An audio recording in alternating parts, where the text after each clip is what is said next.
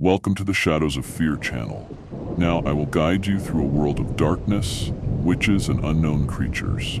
I hope this helps you disconnect from your daily routine and relax. To avoid any visual distractions, we will leave the screen black and let your imagination run wild. Before we begin, write in the comments where you're listening from and what time it is in your country. Now, let's begin. Look, I was never very superstitious, honestly. Not one of those people who believe all those, what do you call them, urban legends. But what happened that night, it changed everything, you understand? I still feel it. I still see it. I remember everything. Like it's happening all over again right now. It was like the air in that house was heavier.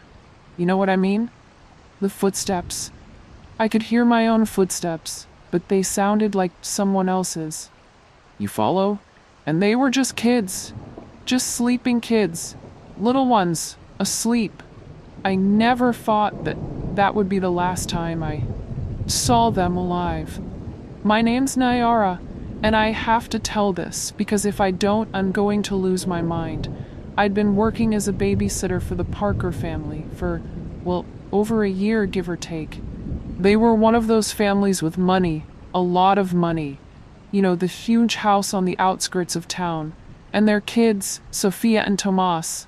Oh, Sophia was 8 and Tomas. He was 6. Sweet kids, really sweet. The kind that steal your heart without trying. I always felt comfortable, felt good in that house, safe with them. It was, well, an easy job, but I never imagined something like that could happen. Not until that night. It was a Friday, like any other. Normal. Mr. and Mrs. Parker told me they'd be going out. Dinner, maybe a bit of theater. Nothing unusual. They asked me to stay with the kids. Said they'd be back late, after midnight, as always. And I had everything under control, you know? The routine, dinner at 7, a bedtime story. And after that, I'd just sit down and watch a movie, or scroll through my phone, relaxed. Everything was normal that night. The kids fell asleep so quickly. Poor things, they were so tired. That house is big, and it was so quiet. You could only hear the ticking of that giant clock in the living room. Can you picture it? I settled into the couch, real cozy, phone in hand, checking my socials, and then the phone rang. I swear, the sound scared me. I jumped. I wasn't expecting it. It was right there on the table. It buzzed and rang loud. I don't know, but it felt wrong, really wrong.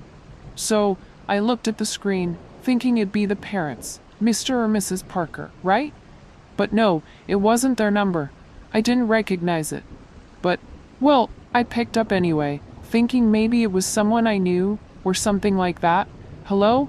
I said, but I said it kinda nervous, unsure, you know? Silence. Yeah, complete silence. Like, total. And I just stood there, waiting, thinking maybe the signal was bad or something. And just when I was about to hang up, I heard it, breathing. Low, barely audible, but enough to send this cold spike right through me. I froze. Who is this? I asked, trying to sound normal, but I couldn't. I wasn't calm. Nothing. Just that breathing. Then the line cut. Just like that. I stared at the phone, heart pounding in my throat.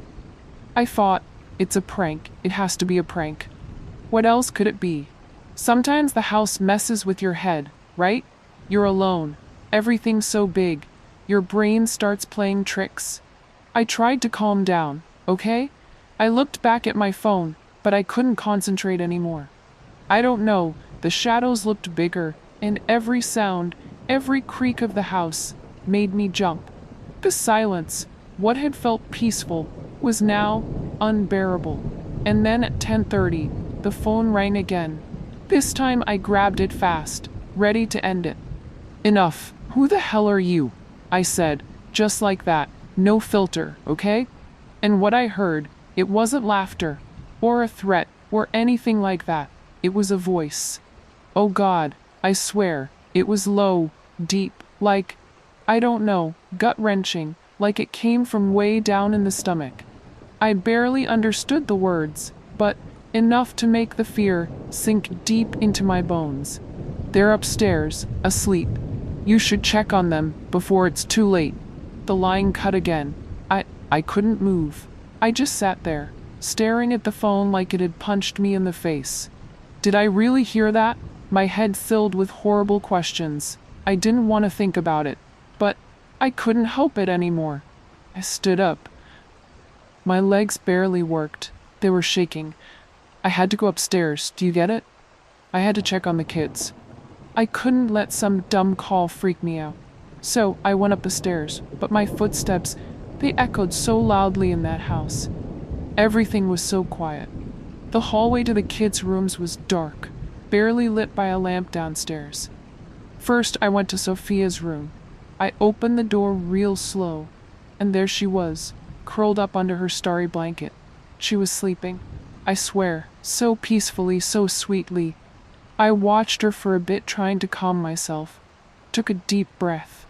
I told myself, Nyara, it's okay. Everything's fine. Then I went to Tomas's room. The door, like always, was slightly open. He was afraid of the dark, you know? I stepped inside, and he was there too, curled under his blue blanket, sleeping so peacefully. I let out a sigh of relief. Everything was fine. Or so I thought. I went back down to the living room, but something in me had changed. I don't know, this feeling in my gut, a knot, like something wasn't right. You get it? I sat back on the couch, this time with the phone in my hand, waiting, ready. An hour passed. Nothing happened. 11 o'clock, but I couldn't relax, I swear. Every minute dragged on, slower than the last. And just when I thought it was finally over, that peace had returned. The phone rang again. What the hell do you want? I yelled without thinking, furious, nervous. I don't even know. And again, the same breathing on the line. And then, those words that froze me. I'm inside the house. The phone fell from my hands. I couldn't believe it. Sweat was dripping down my forehead. I was shaking, panicking. Someone was in the house with me. Trembling, I grabbed the phone and called 911. But I couldn't even dial the numbers, I swear. My hands were shaking so badly, it was hard. Every second felt like something awful was about to happen. I explained everything, fast, as best I could. The dispatcher said they'd send a unit right away. I hung up, but I didn't feel safer. Not at all. Then I heard it, a creak, from upstairs. God, upstairs. The fear. Oh God, the fear. I swear it. It was eating me alive, tearing at me from the inside. Do you understand? I couldn't breathe properly. My breathing was fast, way too fast, like my lungs couldn't keep up. And my legs were shaking so much, like jelly. But I had to go. I had to go. You get it? I couldn't leave the kids alone. I couldn't. They were upstairs, asleep, and I was down here. I couldn't just sit there. I knew I had to go, but every part of me, my whole body, everything, was screaming, begging me to run. Get out, run. But I couldn't. I couldn't leave the kids behind. I just couldn't. I climbed the stairs. God, the stairs. My footsteps were so loud, so loud. Every step, every sound felt like stepping on glass, like the echo was chasing me. And the house was so quiet, it felt like the air itself had weight. I reached Sophia's room first, slowly, carefully, barely breathing. I pushed the door open, gently, but my hands were shaking so much. I don't know how I didn't break it. And then, the light, the little lamp in the corner, the one she always left on, lit up the bed. But, oh God, Oh God, no.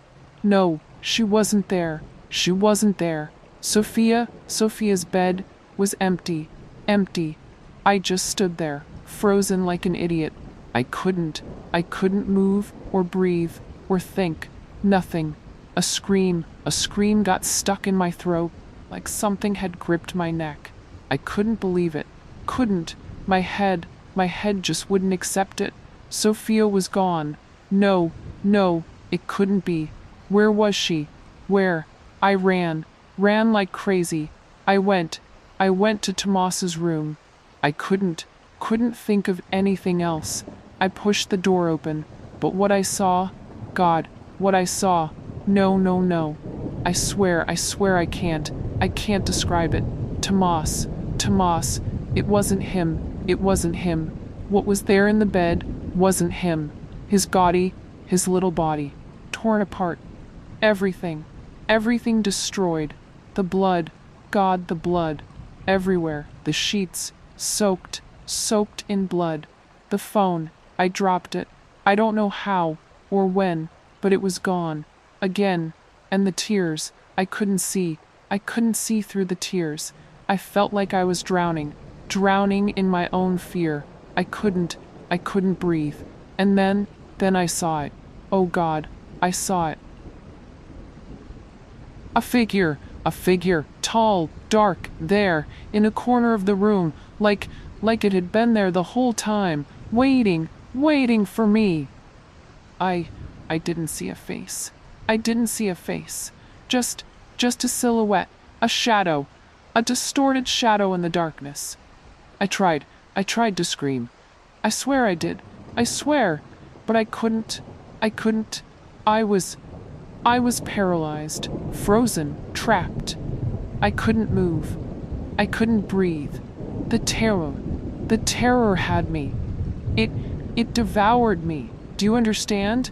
I couldn't do anything. In the figure, it came closer, slowly, step by step, like it was enjoying it. And I could hear its breathing. The same one. The same breathing I heard on the phone. It was him. It was him all along.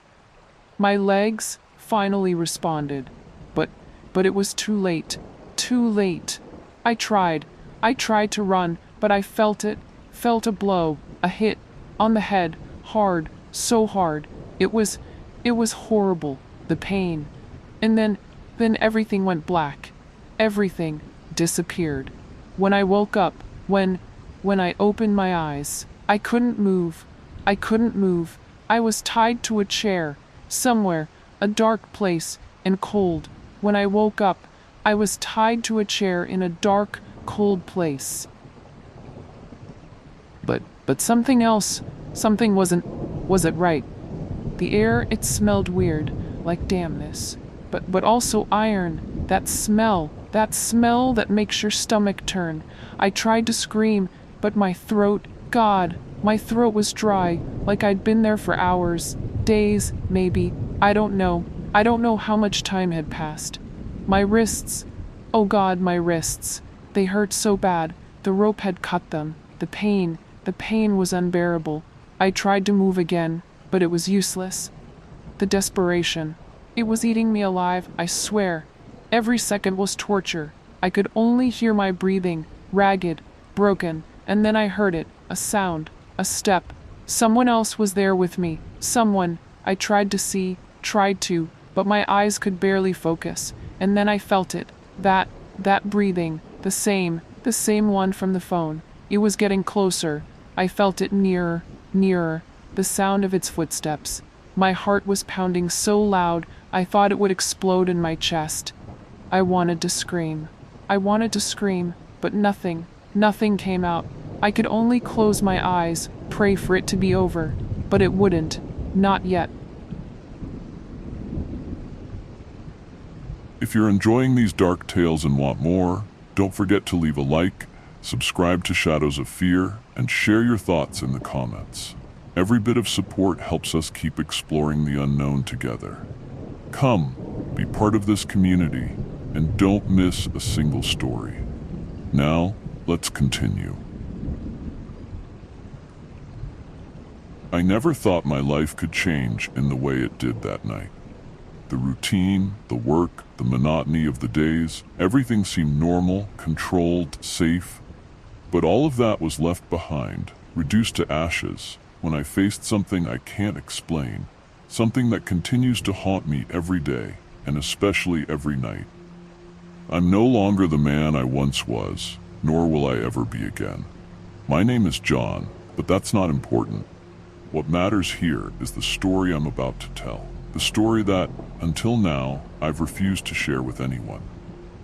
It's not a horror story to entertain, nor an unfounded warning. It's my truth, the truth that was revealed to me on that fateful night on the road that crosses the Cruz Verde Pass. And if you're willing to listen, maybe you'll understand why I fear the dark so much, the empty roads, and her.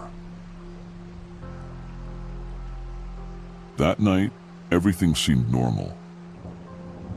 There was no sign of what was about to happen. I had spent the day working on a project far from the city, and exhaustion was already taking over by the time I finally decided to head home. It was late, too late, and my mind was focused solely on getting there, collapsing in bed, and letting sleep take me. The Cruz Verde Pass wasn't my usual route, but that night, in my desperation to get home faster, I decided to take the shortcut. I knew it was dangerous, that the sharp turns and mountainous terrain made that road treacherous, but the desire to shorten the trip clouded my judgment. The road was deserted. There were no other cars, no lights on the horizon. Just my vehicle slicing through the darkness like a knife, the headlights illuminating a small portion of the road while everything else was shrouded in shadows. The loneliness was overwhelming. The only sound was the monotonous hum of the car's engine in the cold mountain air. The wind rustled the leaves on the trees, creating a distant, almost imperceptible whisper. But altogether it felt oppressive, as if nature itself had lost its life, watching me, stalking me from the darkness. I remember glancing at the dashboard clock.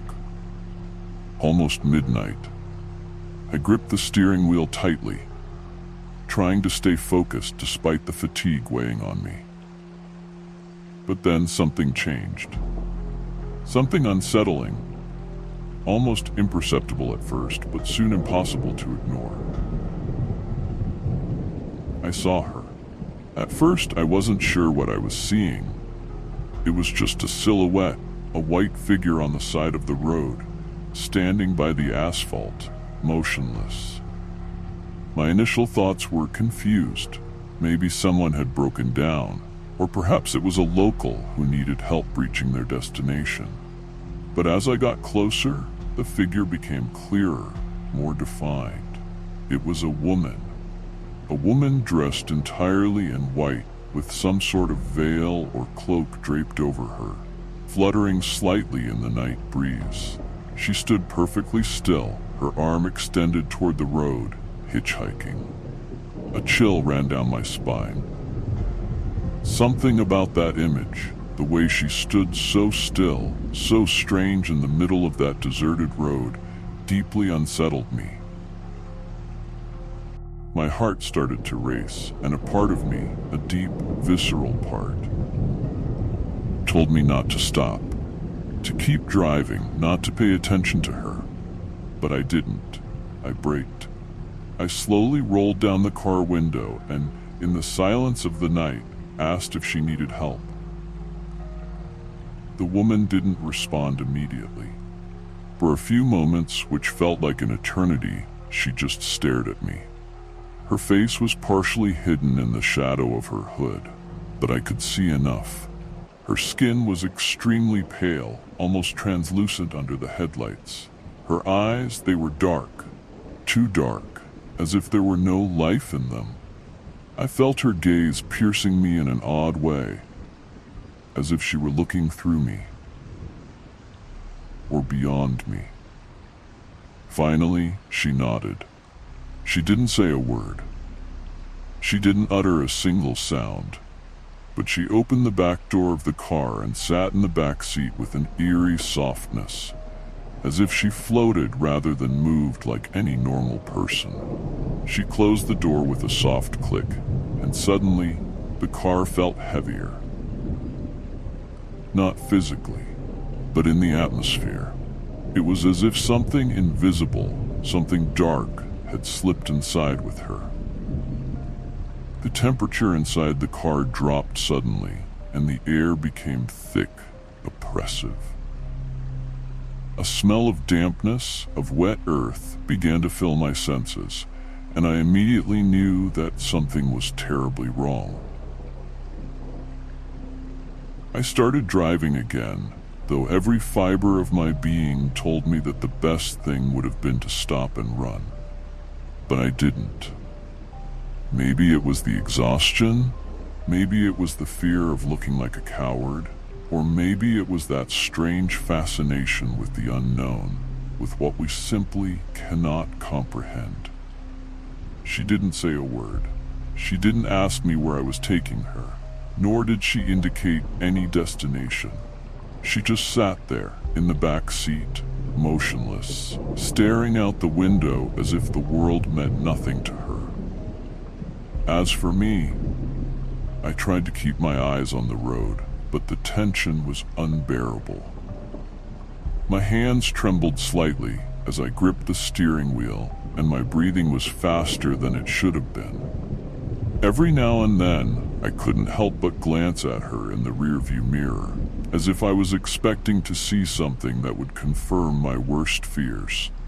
But every time I did, all I saw was her still, pale, unmoving figure. She looked like a statue, a figure straight out of a nightmare. Several minutes passed in that uncomfortable silence. The road began to curve, and I remembered that we were approaching one of the most dangerous bends in the Cruz Verde Pass. Locals always talked about that curve, about the number of accidents that had happened there, about the lives that had been lost. My foot lightly pressed on the brake pedal, and it was at that moment that I heard her. "Careful," she whispered.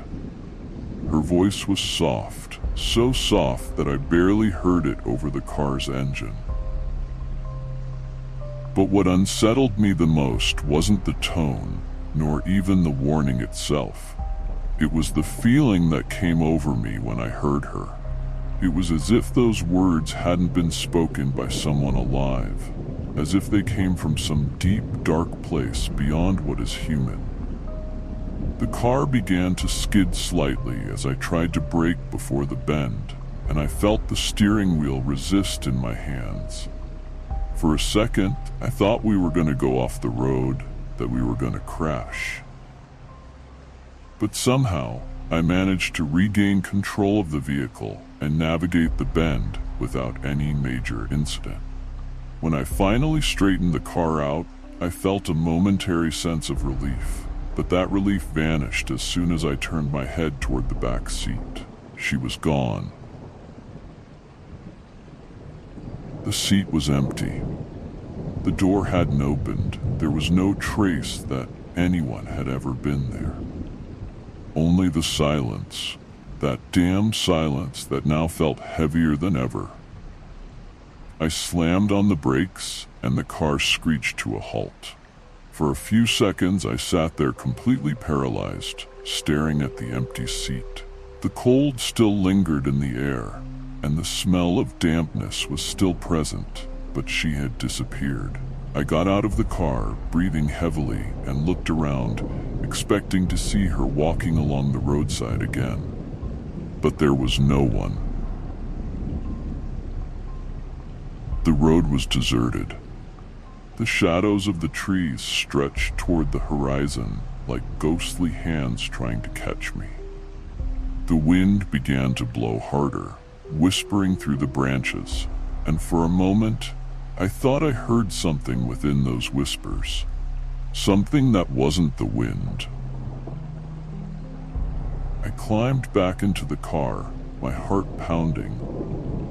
I tried to process what had just happened, but it was impossible.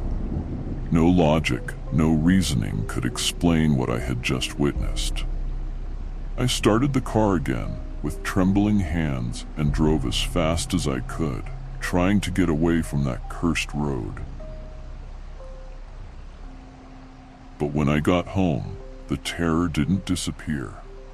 Despite the safety of the four walls around me, the warm glow of the lights, and the familiar smell of coffee, something still felt wrong, deeply wrong. What I had experienced on the road followed me like a shadow, a presence I couldn't shake off. As I closed the door behind me, I leaned against it, trying to catch my breath. My heart was still racing, and cold sweat dripped from my forehead. It felt like I hadn't truly escaped the road, as if, somehow, whatever had happened out there had followed me here, into the safety of my home. The air in the room was heavy, oppressive, as if that strange feeling of being watched persisted, even now. I headed to the kitchen and filled a glass with water. I drank it in big gulps, trying to calm my nerves, but the uneasiness wouldn't go away. I felt the cold I had experienced in the car still clinging to my skin, as if I was still wrapped in the darkness of that cursed road. Everything in my home, which was normally my refuge, my place of peace, seemed strange, as if the shadows in the corners had grown longer, as if the light couldn't quite dispel the darkness completely. I went to the bathroom to splash cold water on my face, hoping to clear my mind. When I looked at myself in the mirror, I was shocked by the reflection staring back at me. My eyes were wide open, bloodshot from exhaustion and fear. My face was pale, much paler than I remembered, and a small part of me wondered if that's what she had seen in me. Was there something different about my appearance? Something darker? The clock read nearly 1:30 a.m., but the exhaustion didn't seem enough to drown out the adrenaline keeping me on edge. I collapsed onto the living room sofa, turned on the TV for some background noise, and looked at my phone for any distraction. But I couldn't focus on anything.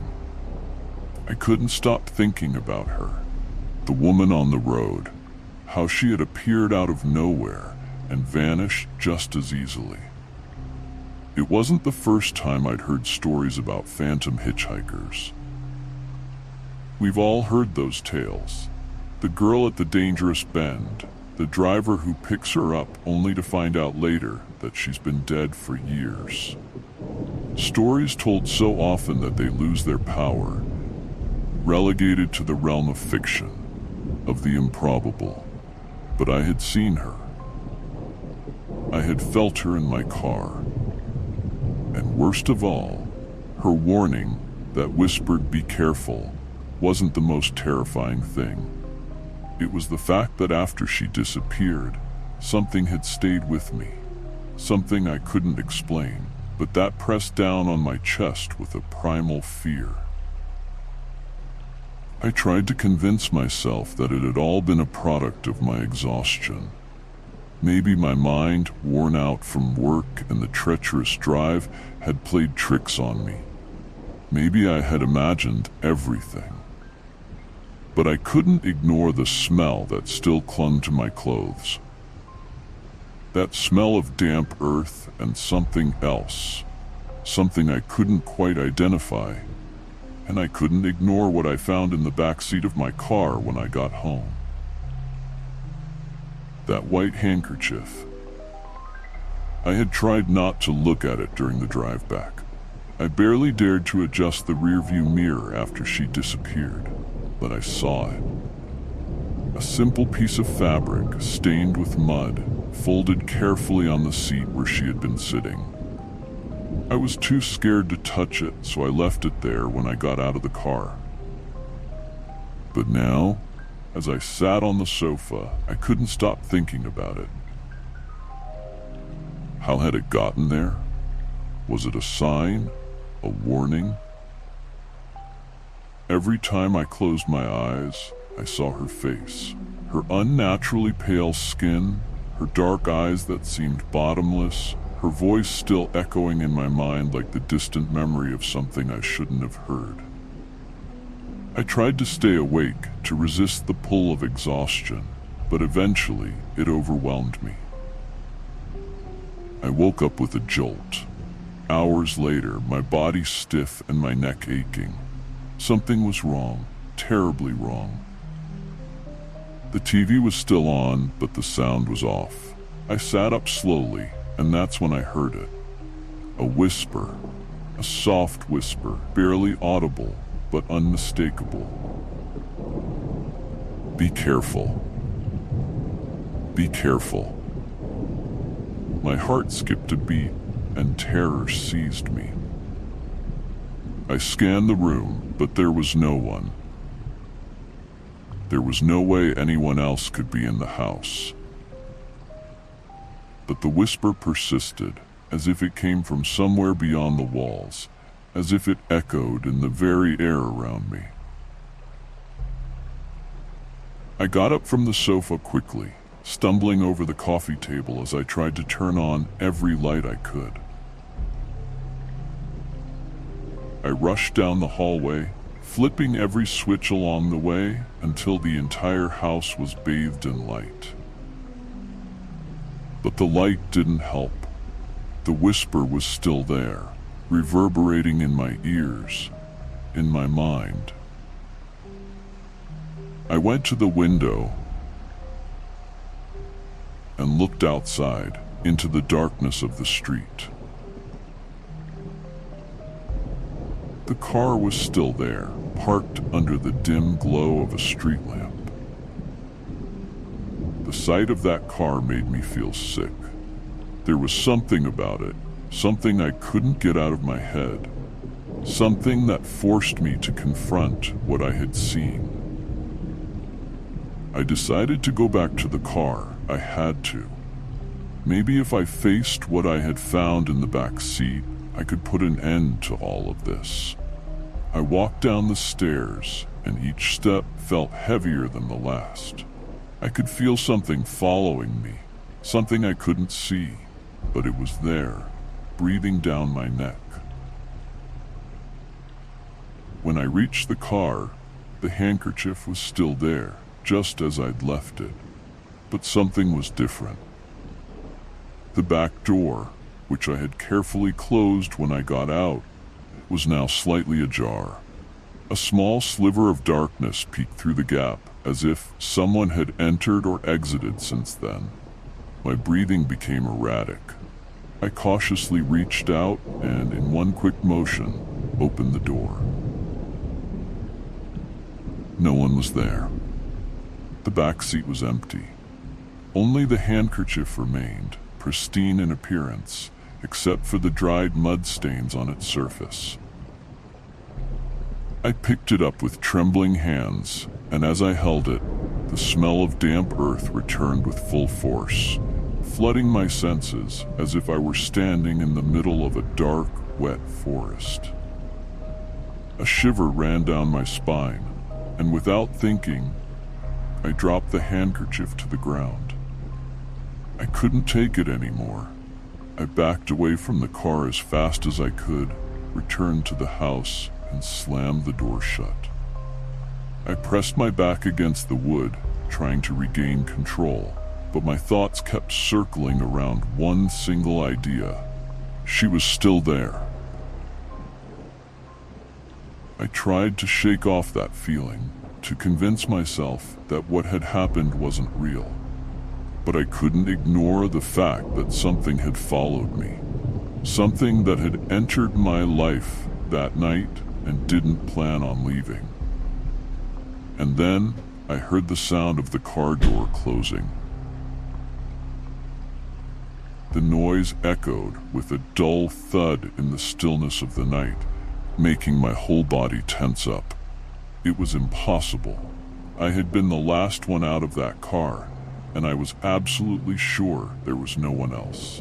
That sharp slam reverberated in my chest like a dark omen, sinking into my gut and sending my mind into full alert. The house, which only minutes ago had been a safe haven, now felt like a trap, a maze I couldn't escape.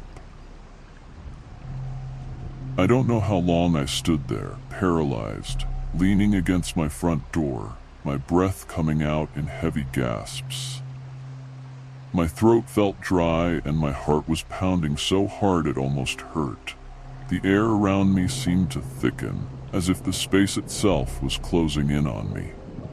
Every fiber of my being screamed not to look outside, not to look back at the car, but a stronger force, some morbid instinct, pushed me to do it. With an uncontrollable tremor, I slowly turned toward the window facing the street. I didn't know what I expected to find, but the terror of the unknown consumed me. I stared through the glass, my heart lodged in my throat, a cold sweat running down my back. And there she was. She stood right next to the car, under the pale yellow glow of the streetlight. Her silhouette was unmistakable. The white dress, her long tangled hair hanging like a thick curtain, and that eerie, unnatural stillness that surrounded her. But this time, something was different. She wasn't motionless like before. This time, her face was turned toward me. She was looking at me. An indescribable fear overtook me. I could feel her gaze from across the distance, even though I couldn't make out her eyes in the dim light. It was as if she were staring right into my soul, ripping away any shred of sanity I had left. My mind screamed at me to run, to lock myself in my room, to pretend this wasn't happening. But my feet were anchored to the floor, unable to move. And then she started walking. Hey, John. Her steps were slow, deliberate, Don't but I hide. couldn't hear the sound of her footsteps on the asphalt. Don't be afraid. It was as if she wasn't really touching the ground. The white dress moved gently, barely stirred by the night breeze, as she advanced toward my house, toward me. I just want to play. I could feel every meter she closed between us, like an electric current running through my body, growing closer, more suffocating with each step. I tried to react, tried to move, but it was as though some invisible force kept me frozen in place, watching helplessly as the distance between us shrank. She never broke her gaze, as if she had already decided that I was her next target. Her lips, once closed, parted slightly, and somehow, though I couldn't hear her voice, I felt her calling to me. Hey, John. Don't hide. Survival instinct finally kicked in, and with a strangled cry, I pulled away from the window and ran toward the back door of the house. My only thought was to get away, to hide, to find somewhere her gaze couldn't reach me. I felt like a cornered animal, desperate to escape an invisible predator. The walls of the house, once a source of comfort, now felt tight, as if they were conspiring to trap me. When I reached the back door, my hands were shaking so badly I could barely turn the handle. The sound of her walking still echoed in my mind, even though I couldn't see her anymore. I knew she was there, getting closer. Finally, I managed to open the door and stepped out into the backyard. The cold night air hit my face, but it brought no relief. The fear was still there, as present as before, like a shadow enveloping me completely. I slammed the door shut behind me and ran to the end of the yard, where an old tool shed stood like a decrepit sanctuary. I slipped inside, locking the rusted latch, and curled up in a dark corner, hugging myself, trying to make myself as small as possible. My breathing was uneven, and every time I exhaled, I felt her presence closer, like the air itself was thick with her essence. Silence took over, but it was a heavy silence. I knew I wasn't alone. I knew she was out there, somewhere, waiting for me. My thoughts were a whirlwind, trying to find some logical explanation for everything that was happening, but nothing made sense.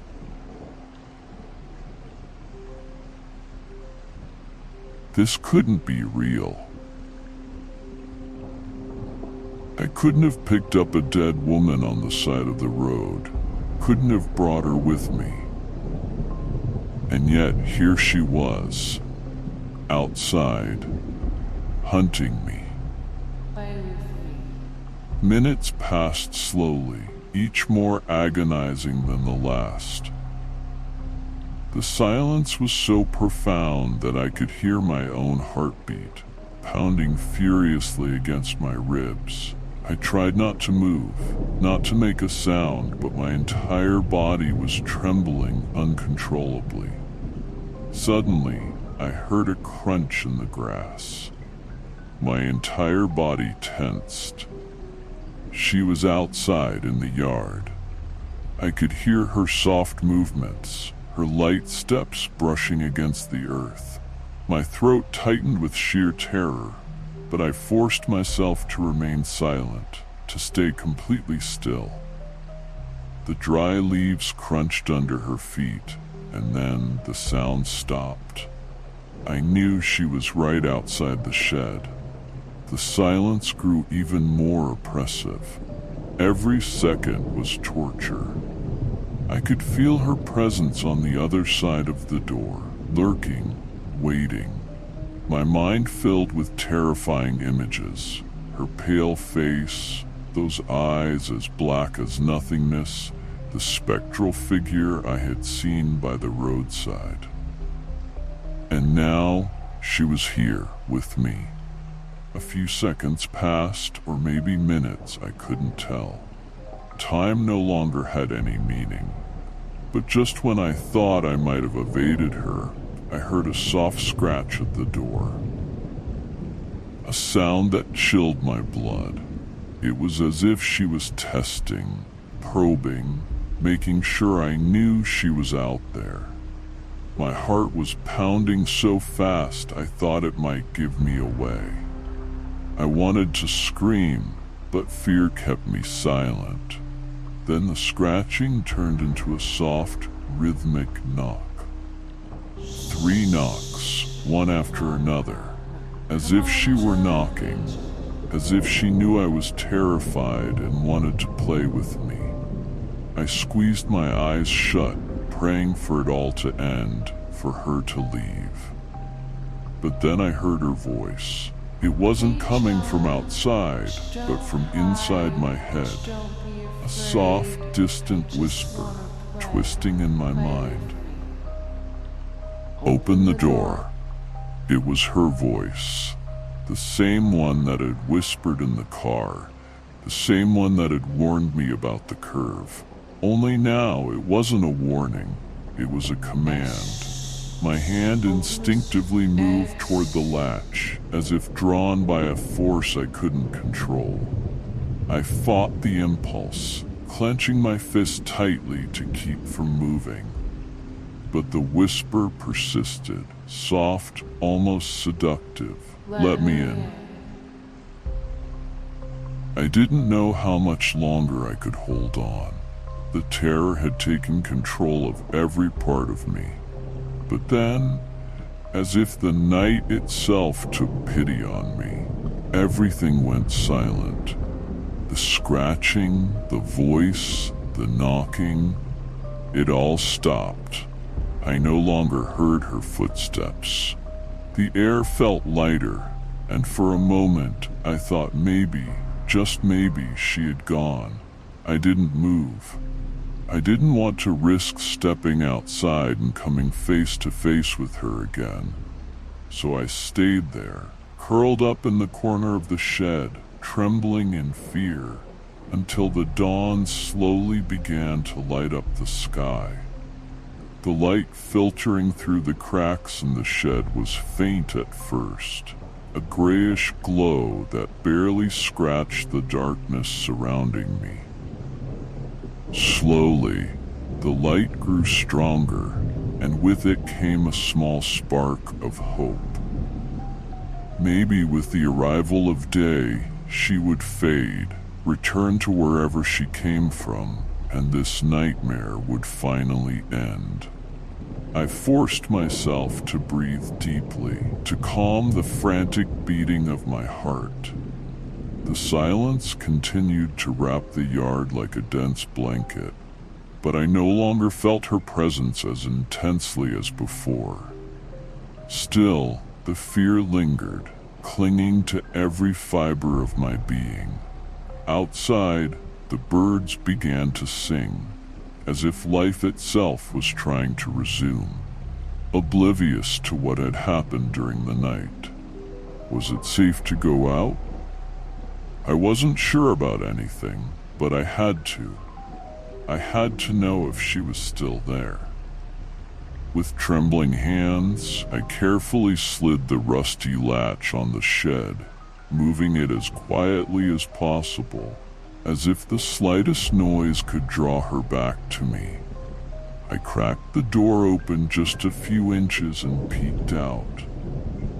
The morning light filled the yard, bathing everything in an orange glow that, somehow, felt even more sinister after all that had happened. The car was still there, just as I had left it. The leaves on the ground were still, and the cold morning air was crisp, free from the oppressive presence I had felt before. Nothing seemed out of place. And yet, something was wrong. The handkerchief, that damned handkerchief I had dropped on the back seat of the car. It wasn't there anymore. Terror struck me again, like an electric current shooting up my spine. Where was it? Had she taken it? Or was this just another hallucination from my exhausted mind? I didn't know what to think, but something inside me screamed that I shouldn't stay in the yard any longer. I felt a visceral urge to go back inside the house, to get away from the car, from the road, from everything that reminded me of that night. I carefully shut the shed door and began to walk slowly toward the entrance of my house. Each step felt eternal, as if something or someone was watching me from some unseen corner. The morning cold had settled deep into my bones, and I couldn't shake the feeling that even though I couldn't see her, she was still nearby.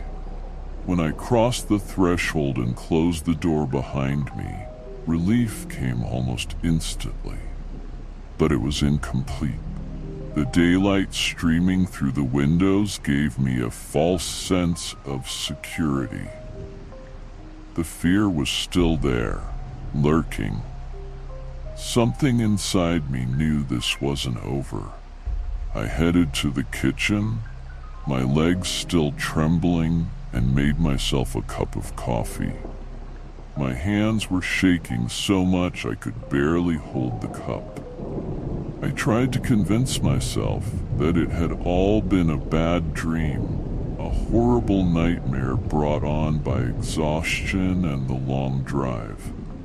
But every time I thought that, the memory of her pale face, those empty eyes, seized me again. It was too real to have been just an illusion.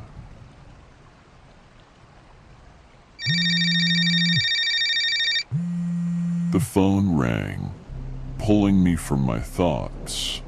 The sound startled me so much that I almost dropped the coffee cup. With my heart still pounding in my temples, I answered, hoping to hear a voice that could comfort me, pull me from this state of paranoia. Hello? My voice sounded weaker than I expected. On the other end of the line, silence. Not absolute silence, but one filled with faint, distant sounds, as if someone was breathing or about to speak, but didn't. Panic started to creep up my chest again. I swallowed hard and with a lump in my throat spoke again. Boo, who is it? And then I heard it. That whisper, as soft as the first time, delicate as a cold wind brushing against my skin. Let me in. Let me in. I dropped the phone abruptly and it hit the floor with a dull thud. The whisper had been so clear, so unmistakable. It was her. She had followed me. The house was no longer a refuge. There was nowhere I could hide. She was everywhere. The air around me began to feel heavier, as if the very atmosphere were collapsing. The daylight, which had once comforted me, seemed to fade, and the shadows that had been soft before now stretched and twisted, as if something dark were seeping into my world. Suddenly, I heard a sharp knock at the front door. 3 knocks, exactly like those I had heard in the shed. My breath caught in my throat. It couldn't be. It couldn't be real.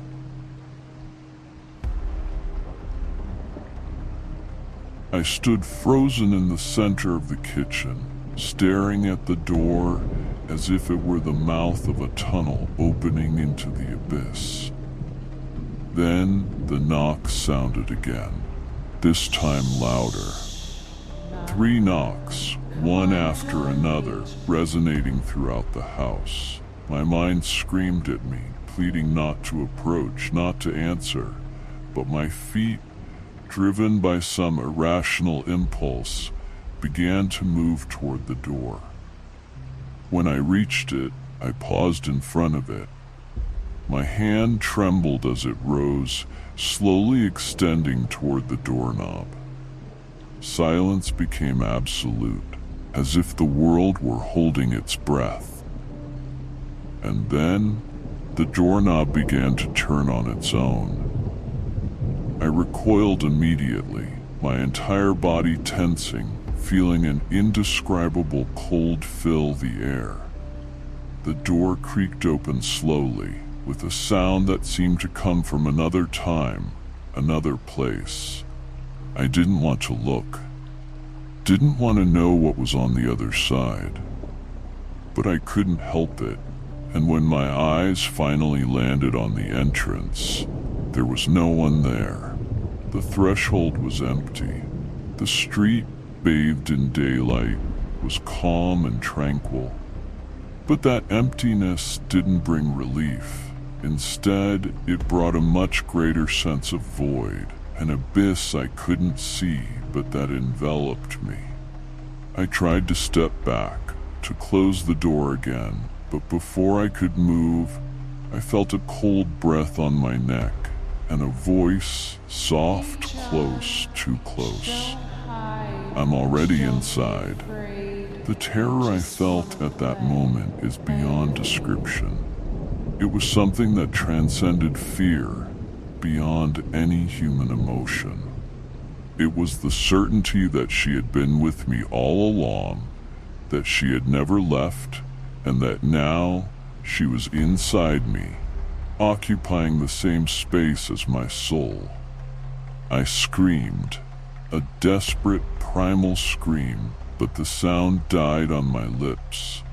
The cold enveloped me completely, and the darkness, that relentless darkness, closed in on me, devouring me from within. In that moment, I knew there was no escape. She was not just a ghost from the road.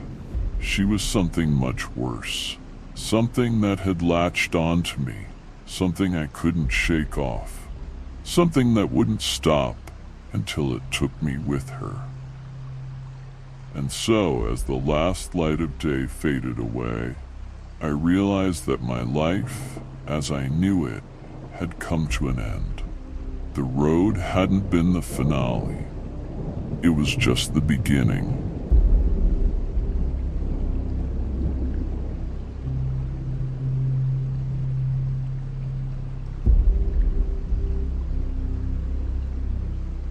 Be careful.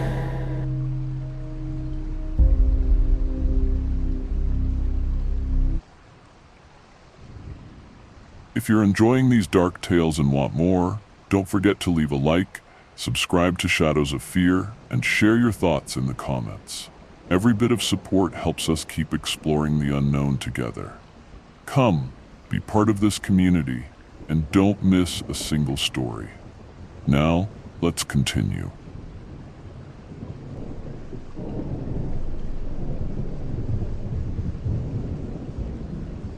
When Miriam and her family moved into the stone house on the edge of the village, the neighbors exchanged uneasy glances. The house had such an ancient past that it seemed to whisper secrets as night fell. Some elders claimed to have heard stories about its former residents and unexplained events, but as often happens, those tales were brushed off with nervous laughter and skepticism. Most people believe these stories are just that, stories. Perhaps it's better that way, Miriam thought as she sealed the last moving box. The first night passed without incident, with the house occasionally creaking as if stretching after years of solitude. However, on the second night, a different sound, a sudden thump, came from the basement. Miriam woke from a restless sleep, and as the noise repeated, a shiver ran down her spine. She grabbed a flashlight and, heart pounding, descended the narrow stairs. The wooden boards groaned under her feet, and when she reached the bottom, a heavy sensation surrounded her. The beam of light revealed rough walls and a corner where the stone bore deep scratch marks, as if someone, in a desperate attempt, had tried to claw their way out. As she slowly stepped back, an icy, dense draft made her turn sharply. There was nothing there, but she felt it. A presence. A low whisper that sounded like an exhalation. Don't stay. Paralyzed by fear and disbelief, she took a few hesitant steps before bolting back up the stairs, her hands shaking as she shut the door behind her. The following days passed in a tense calm, and Miriam began to convince herself that the stress of moving was playing tricks on her. That notion vanished one afternoon when her 4-year-old son ran into the kitchen, eyes wide. "Mommy, the man in the hallway says he wants to come in," he whispered. Miriam felt a chilling cold grip her chest. She recalled the dark figure she had glimpsed for a split second in the basement's dim light, watching her from the threshold as she fled. The tension in the house became unbearable, with each family member noticing strange details. Footsteps in the attic, shadows that didn't belong to anyone, and objects mysteriously shifting places. But it was the night of the storm, weeks later, that everything came to a head. As lightning illuminated the house, a violent knock resounded at the front door. When they opened it, no one was there.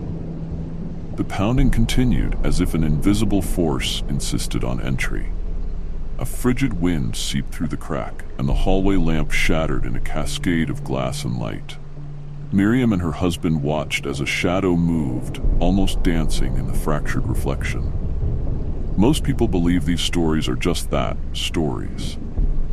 But when you live through one, you understand it's better not to ask too many questions, Miriam thought as they hastily packed that night. By morning, the village awoke to news of the family's sudden departure. The house stood empty, but its story echoed on. Some neighbors swore they heard laughter and whispers that warned, "Stay." And the elders, sitting in the plazas and under the trees, murmured that houses have memories that never let go. If you're enjoying these dark tales and want more, don't forget to leave a like, subscribe to Shadows of Fear, and share your thoughts in the comments. Every bit of support helps us keep exploring the unknown together. Come, be part of this community, and don't miss a single story. Now, let's continue.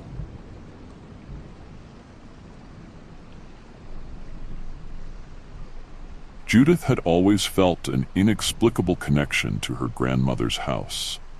It was an old mansion made of dark bricks, standing on a secluded corner of the village. The rooms overflowed with antiques and sepia photographs of faces that no one remembered. But what had always intrigued her the most was the basement. Since childhood, she had been warned never to go down there alone. No one ever bothered to explain why. Now, having inherited the house after her grandmother's passing, Judith found herself standing at the threshold of that forbidden basement. The hinges creaked as she pushed the door open, and a dense, cold air greeted her, as though the darkness itself recognized her presence. When she turned on her flashlight, the beam of light danced among the shadows, revealing walls covered in carved symbols, some barely visible, due to the passage of time. In the center, a circle etched into the stone seemed to pulse with a sinister energy, emitting a faint hum that made the floor beneath her feet vibrate. Judith approached, hypnotized. An invisible and ancient presence enveloped her, whispering words in an unknown language. She felt her lantern slip from her hands and extinguish as it struck the ground. The darkness became total, and for a moment, she thought she was trapped between the shadows of the walls and the echoes of the past. Most people think these stories are just that, stories, she thought, recalling her grandmother's warnings and the rumors about an energy nexus that absorbed life and attracted dark entities. There was something that didn't fit with the legends. This wasn't just a place of passage, it was a portal to something much worse. A muffled noise behind her made her turn sharply. Vaguely human silhouettes, made of a darkness so dense it absorbed the faint light, emerged from the central circle. They weren't solid bodies. They were shadows that seemed to laugh or moan or both at once. The whispers turned into an unbearable crescendo, and Judith felt the air grow suffocating. She tried to move, but her legs were anchored to the ground by an invisible force. Suddenly, a clear and familiar voice sliced through the air. "Judith, get out of here." It was her grandmother's voice, resonating with an urgency Judith had never heard before. The invisible force relented, and Judith fell to the floor, regaining control of her body. Without looking back, she ran towards the basement door, feeling the presence of those shadows following her closely. She managed to slam the door shut, just as a violent blow shook the wood, nearly making her stumble. The whispers ceased, and the entire house seemed to sigh in relief. Judith sat on the floor, her back against the door, gasping for breath. Although the house had returned to its usual silence, she knew something had changed.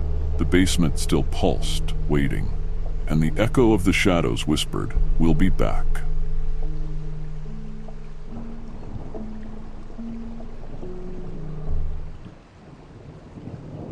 If you're enjoying these dark tales and want more, don't forget to leave a like, subscribe to Shadows of Fear, and share your thoughts in the comments.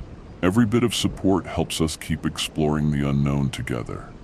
Come, be part of this community, and don't miss a single story. Now, let's continue. Maria had always felt a mix of curiosity and fear toward her grandmother's old house. The house, a relic from another century, stood imposingly with its weathered stone walls and small windows that seemed like watchful eyes. When she inherited the property after her grandmother's death, Maria was intrigued by the idea of uncovering the secrets that had been buried for decades. But what intrigued her most was the basement, a place no one in the family had dared to enter for years, for reasons unknown. After several afternoons spent reorganizing old boxes and sorting through family mementos, Maria decided to face her unease and explore the basement. The late afternoon light, filtering through the cracks, barely illuminated the steep wooden stairs that creaked under her feet. The basement smelled of dampness and something else, something old and metallic that she couldn't quite identify. What she found after moving dust-covered boxes and rusted odds and ends far exceeded her expectations. Once she moved an old bookshelf and a pile of yellowing newspapers, Maria discovered that the walls were covered with wallpaper, a faded floral design worn with age. However, the wallpaper peeled away in certain spots, revealing what appeared to be an older pattern beneath. Curiously, she tore off a large section, revealing a set of esoteric symbols painted with precise black lines that ran across the wall like a macabre symphony. Each symbol, in its complexity, seemed to tell a story. There were interlocking circular figures, intertwining lines, and winged eyes that seemed to watch her from the still surface. A tremor ran through her, but she couldn't resist the urge to touch one of the symbols with the tip of her fingers. The moment her skin brushed the cold paint, a dull roar reverberated through the room, and the air seemed to crackle with electricity. A glowing crack began to form in the middle of the wall, widening gradually until it became a portal. On the other side, a scene that defied all logic spread out like a grotesque landscape. The sky was a violent red, streaked by winged figures emitting shrill cries that echoed in her ears. Tall beings with scaly skin and glowing yellow eyes marched aimlessly, like guardians of a ruined world. When they noticed her presence, they all turned their heads in unison. Maria felt the weight of their fixed stares, eyes that reflected an ancient fury and an inhuman hunger. Panic left her frozen for just a second. As the portal began to close, one of the beings stepped forward, its hand outstretched, as though trying to cross. But as quickly as it had opened, the crack sealed with a sharp snap and a flash that left Maria disoriented and with her heart racing. The basement returned to its heavy silence, as though nothing had happened, but the energy of the place still vibrated around her. Since that night, Maria was never the same. The images of the portal and the yellow eyes haunted her every time she closed her eyes. At first, the faces of the creatures only appeared in hazy dreams, but soon they began to invade her waking thoughts. In the darkness of her room, she would hear barely perceptible whispers, and at times she thought she saw shadows moving quickly in the corners of her vision.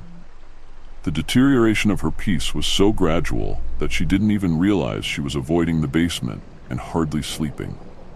Vigilance trapped her in a state of perpetual alertness. One night, when exhaustion finally overcame her, she woke with a start, feeling a cold breath on her face. Standing before her, at the foot of the bed, a tall silhouette with yellow eyes stared directly at her, those same eyes that had watched her from the other side of the portal.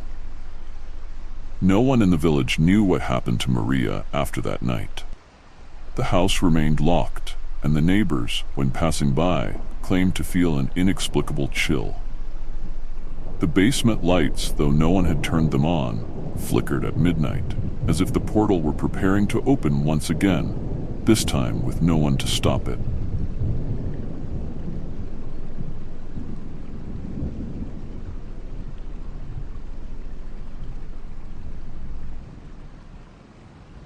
If you're enjoying these dark tales and want more, don't forget to leave a like, subscribe to Shadows of Fear, and share your thoughts in the comments. Every bit of support helps us keep exploring the unknown together. Come, be part of this community, and don't miss a single story. Now, let's continue.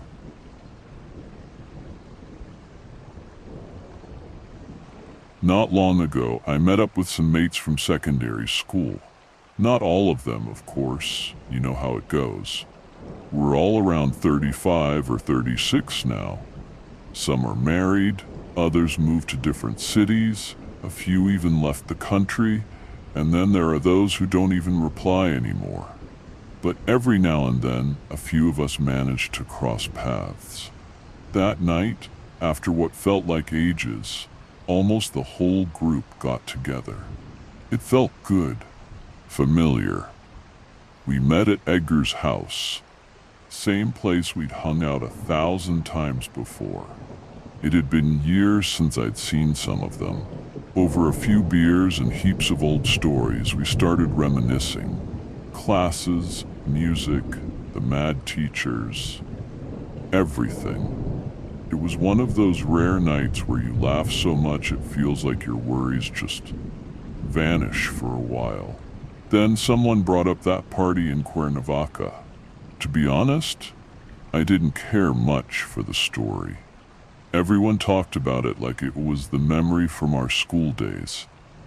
But I hadn't gone. Then Javier said something, quickly offhand, and it struck me as odd at first. Remember when Moy just turned up at the party without chipping in or bringing anything? Showed up late as usual. Everyone started laughing. He was talking about me. I stayed quiet, thinking he'd made a mistake, maybe confused me with someone else. But then someone else chimed in. Oh yeah, with that car that made more noise than it moved. You could hear it coming a mile away. Remember that, Moy? And they pointed straight at me. That's when I stopped them and said, I think you've got the wrong person. Sounds like a good party, though. A weird silence followed, awkward, like no one knew what to say. Then they laughed again, thought I was messing about, trying to be funny. But I insisted, no, seriously, when was that? I've never been to a party in Cuernavaca, ever. And then it started. Everyone jumped in. No, how could I forget? It was the bank holiday in 2008. 2 cars, a cousin's house. I'd shown up late when everyone was already half cut. There was a lot of booze and other stuff too. Were they that far gone they hallucinated me? I even said that, but no one laughed. They just kept trying to convince me. One by one, with the kind of certainty that starts to feel heavy, like it presses on your mind. But I remember that weekend perfectly. I was in Veracruz. My grandmother was very ill. My whole family had gathered. It wasn't just a visit. It was one of those moments you don't forget. Ever. I told them that. Told them I had photos, messages, whatever they wanted. I was not in Cuernavaca. But they kept saying I was taking the piss, that maybe I'd been off my face and didn't remember. But I don't even drink like that. Never have. Especially not back then. I was ready to drop it. Maybe it was a joke, something they'd all cooked up. But a couple hours later, just as we were saying our goodbyes, Irene came over. She was my quiet crush in school. Nothing ever happened between us, but she'd always been special to me. More than the girlfriends I did have. And even now, all these years later, she came over with that same smile, but a different look in her eyes. You were there, she said. I swear I wasn't, I replied. It was a really lovely night, at least for me. That's why I remember it so well, Moy. I felt weird, like she was talking to a version of me that never existed, or maybe one I'd forgotten. Then she pulled out her phone, opened Facebook, went to her old albums, from the days when we'd post 20 photos a day. She said, haven't opened this in ages, but look, and there it was, the photo. Her, me, a bunch of our mates. Outside, warm weather, garden party vibes, everyone laughing. I was right in the middle, arm around Irene, wearing a navy blue t-shirt I've never owned, holding a drink. I asked when she posted it. Same weekend, Sunday, when we got back. She showed me the date, 1st of February 2008. I didn't know what to say. I was in a hospital in Veracruz that day. I remember everything, not just because of the pain of those days, but because there was no way I could have slipped off to a party, no way to be in two places at once. And yet, there I was, in that photo, my face, my body, my smile, my friends. I had no idea what to say. She just hugged me and said, "I don't know why you're denying it, but it's all right." I've never brought it up again. Haven't looked at the photo since. Deleted my Facebook years ago, but sometimes I still remember it. And I don't know what's stranger, the picture or the unshakable certainty that I was never there, that everyone else is sure I was, and that this other version of me doesn't belong to me at all. If you're enjoying these dark tales and want more, don't forget to leave a like, subscribe to Shadows of Fear, and share your thoughts in the comments. Every bit of support helps us keep exploring the unknown together. Come, be part of this community, and don't miss a single story. Now, let's continue. Hello, my name's Julio Bercelio. I'm 22, and this is the first time I've ever told this story. It was my girlfriend who pushed me to do it. She said it sounded like the kind of thing that would fit perfectly here. To be honest, I don't even know if this was paranormal or not, but it's definitely the strangest thing that's ever happened to me. It doesn't feel right. It doesn't add up, like something otherworldly. This happened a couple of years ago when I was 20. I was still living with my parents back then in a quiet neighborhood far from the city center. Safe, peaceful, but way too isolated. That night, I went out with some friends. We had a party to go to near the center, and since I already knew we'd be out late, I'd arranged to stay at my grandparents' place nearby. I'd asked them a few days earlier, and they said of course. Told me to take my key and not to worry if they were already asleep when I arrived. They'd lock the door from the inside but leave it open for me. I told them not to wait up.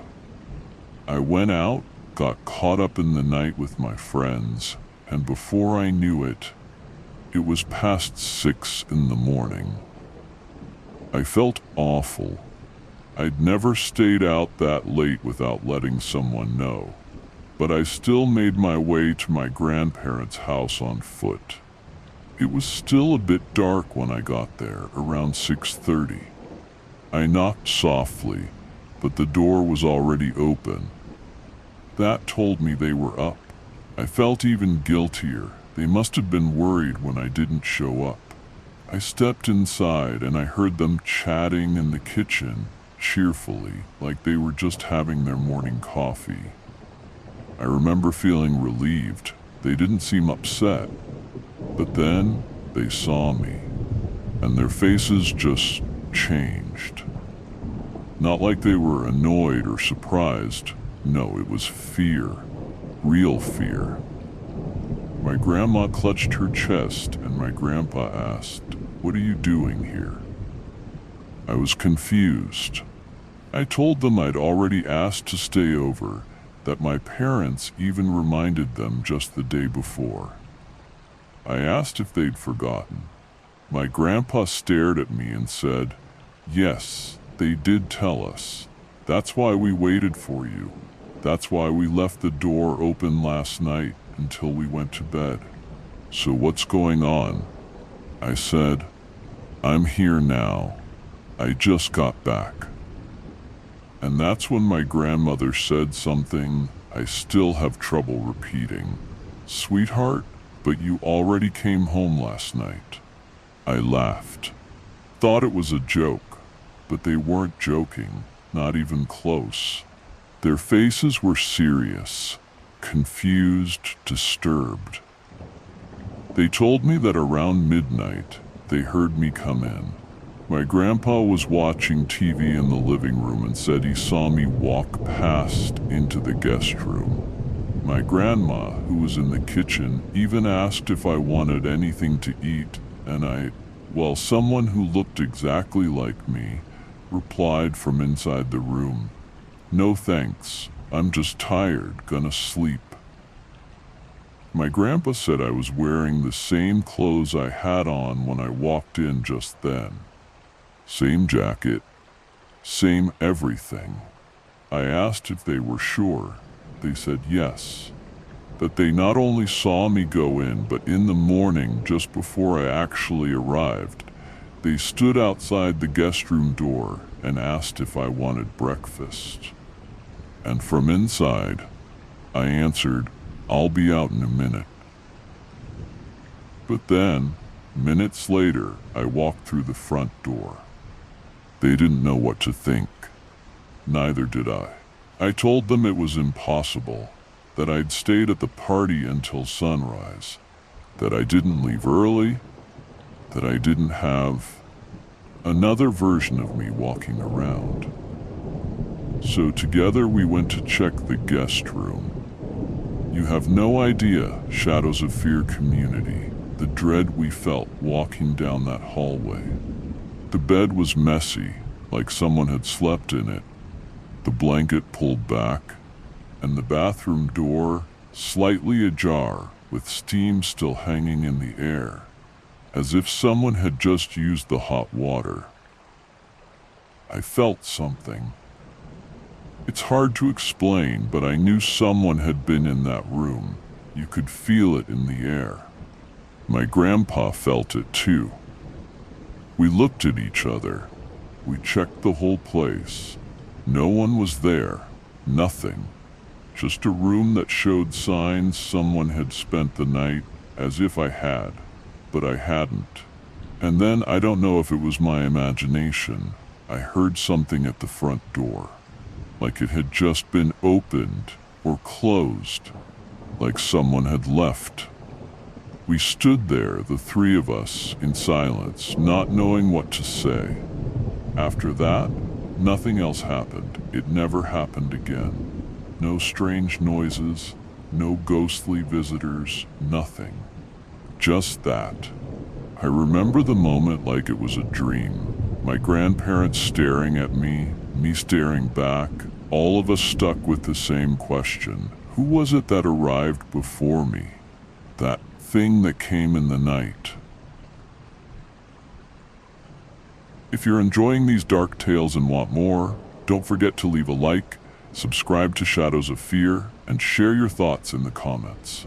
Every bit of support helps us keep exploring the unknown together. Come, be part of this community, and don't miss a single story. Now, let's continue. This happened to me a few months ago, and even though some time has passed, I still don't know what to make of it. I can't explain it. Believe me, I've tried, but I know it was real. Because I was there. Because I heard her. My name's Mauricio, and I live with my wife, Leslie. We're expecting our first child. She's 7 months pregnant now, and honestly, it's been good. Not easy, but full of moments that teach you things. Sure, there've been cravings at odd hours, but nothing you wouldn't do when you love the person you're building a life with. That night, the one I want to tell you about, it was around 11:15 when Leslie said she was dying for some strawberries and cream. We didn't have anything sweet in the house, and I told her she could wait until the morning. But she gave me that look, the one that says, "There's no substitute for this." She looked so tired, but happy. So I said yes. How could I say no? We live in a quiet neighborhood, but once it gets late, it feels almost deserted. Still, I got in the car and set out to find something open. I figured there was at least one 24-hour shop about 10 minutes away. I pulled up the map on my phone and connected it to the car, though nothing was coming up. I left it open on the dashboard anyway and drove off. As I turned down a dimly lit street, almost at the shop, the map suddenly vanished from the screen. A call was coming in. It was her, my wife. I answered right away, thinking she'd changed her mind or remembered something else. But as soon as I picked up, I knew something was wrong. The signal was terrible. Her voice came through, barely audible, like it wasn't meant for me. Like she was speaking aloud to herself, like she didn't even know someone was listening. She said, "Don't come back. Please, Mauricio, don't come back. No matter what happens, don't come back to the house." Then the line cut. The map reappeared on the screen, and I felt cold. Not just scared, cold. Like something had brushed against the inside of my chest. I spun the car around. I didn't think, didn't hesitate. I just drove as fast as I could. My heart was pounding so loud I could barely breathe. I didn't know if we'd been robbed, if someone had broken in. I just needed to get back. Fast. When I got home, the front door was shut. Everything was quiet. For a moment, that scared me even more. But then I heard the TV. She was there, on the sofa, watching a movie.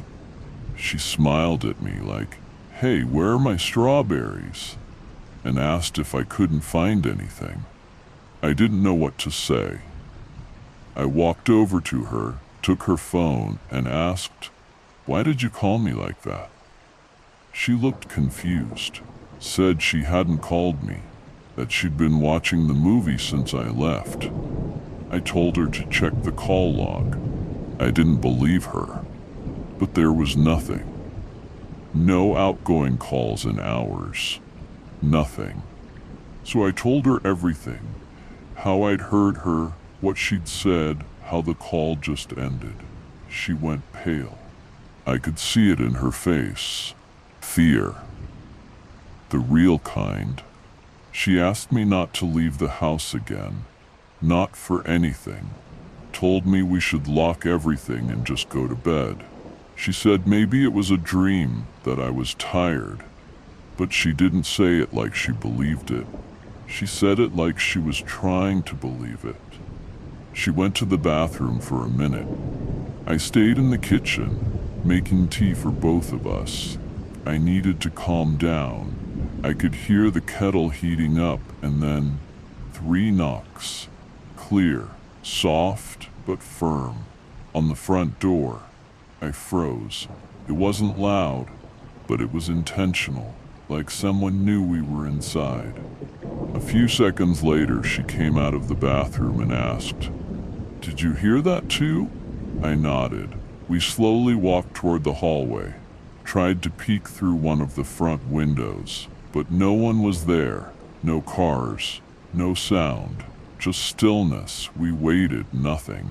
We locked the door, checked every window, left 2 lamps on, and went upstairs to the bedroom. We didn't sleep that night. We just stayed there, quiet together, staring at the door, listening, just in case. But nothing else happened. Only the fear. That fear that clung to us until the sky finally began to lighten. We haven't heard anything since.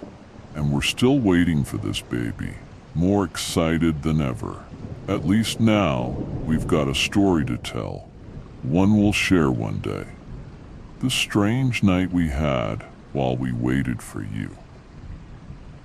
If you're enjoying these dark tales and want more, don't forget to leave a like, subscribe to Shadows of Fear, and share your thoughts in the comments. Every bit of support helps us keep exploring the unknown together. Come, be part of this community, and don't miss a single story. Now, let's continue. Hi everyone. My name's Sophia, I'm 29, and I work in graphic design. Though most days I feel more like a full-time emergency switchboard. Meetings, pitches, last-minute fixes, and lately, just trying to stay afloat. Maybe that's why this hit me the way it did. When you're buried in your routine, running on autopilot, the last thing you expect is for reality to suddenly glitch. This happened a couple of weeks ago. A Friday, late afternoon, I was heading home after a long, exhausting day, hungry, irritated, drained. I got off the bus and stopped by a corner shop 3 blocks from my flat. I know it well. I've been there 1,000 times. Big enough to get lost in, somewhere between a convenience store and a supermarket. I just wanted something simple. A sports drink, a bag of crisps, and something sweet. A bit of comfort to survive the day. There were 2 people in the queue. I got in line, pulled out my phone, and started scrolling. So absorbed I didn't notice anything around me, not until the door on the far end creaked open. The one that leads to the street, the one nobody ever uses. And for a second, everything just stopped. A woman stepped in. Light wash jeans, black t-shirt, gray hoodie, a frayed blue backpack, exactly like mine. Same fringe, same haircut, same everything. It was me. That's how my brain phrased it, instantly. That's me. And she saw me too. We looked at each other, just for a second. Not too long. Not too short. Just enough. Enough for a chill to crawl straight down my spine. But the worst part wasn't seeing her. It was her expression. The shock, the fear. Like she had recognized me. Like she couldn't believe I was there. Like she was just as terrified as I was. As if I were the double. As if I were the unnatural thing. Then she turned. Just like that. Walked out the same door she came through. I didn't say anything. I couldn't. Neither did anyone else. The 2 people in front of me didn't even glance up. The cashier was staring at the till. No one seemed to notice a thing. I stepped out of the queue and walked toward the door. Not running, but quick. Pushed it open, and there was nothing. No one.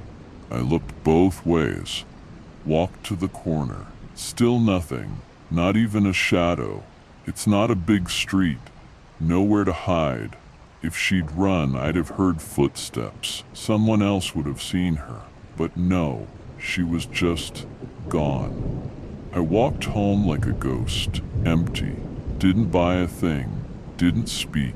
Just floated back like I wasn't really in my own body. I couldn't explain it. I went straight to the bathroom and looked in the mirror. Touched my face, my hoodie, my backpack. It was all still me. And yet, I felt hollow. That night I barely slept, no surprise there. And ever since I can't stop thinking about her. That other version of me, her face, her fear, the way she left, like she couldn't bear to be in the same space as me. Like I was the one who wasn't supposed to be there. I have no answers, no theories, nothing. I want to make sense of it, but I can't. Was it a ghost, a split, an astral projection while wide awake, a slip in time? If such things exist, which, until that moment, I never believed they did. Maybe one day I will walk through that back door, the one nobody uses. and I'll see myself standing in line holding a drink, crisps, and something sweet to feel less miserable. Since then, every time I step into a shop, I glance at mirrors, check CCTV monitors, catch my reflection in glass, because I can't stop thinking, what if it happens again? And if it does, this time, it'll be different. I don't know if I'm more afraid of seeing her again or of never seeing her at all. I know most people won't take this seriously, but I also know there's someone out there, just one person even, who'll get it, who knows exactly what it's like to feel that crack in reality. Has this ever happened to anyone else? The real question is, if I see her again, if I see me again, do I run after her or do I let her go? What would you do? If you're enjoying these dark tales and want more, don't forget to leave a like, subscribe to Shadows of Fear, and share your thoughts in the comments. Every bit of support helps us keep exploring the unknown together. Come, be part of this community, and don't miss a single story. Now, let's continue. My name's Daniel, and I work in a call center that closes pretty late. I live in Claveria, in Mexico City, so I usually get off at Tlahuac Station on Metro Line 2. I'm used to taking the last trains of the night, nearly empty by that hour. Stations feel different at night, but that night, something was really off. I don't know how to explain it. It felt out of place, like I'd stepped into somewhere else entirely. I left work around 11:15, got on the train at Hidalgo like always. I was tired, headphones on, not in the mood for anything. I grabbed a seat by the window, put some music on, and I must have dozed off. Didn't feel like I was out for long, maybe a station or two. But then the sound of the doors woke me, and something didn't add up. The carriage was completely empty, and I mean completely.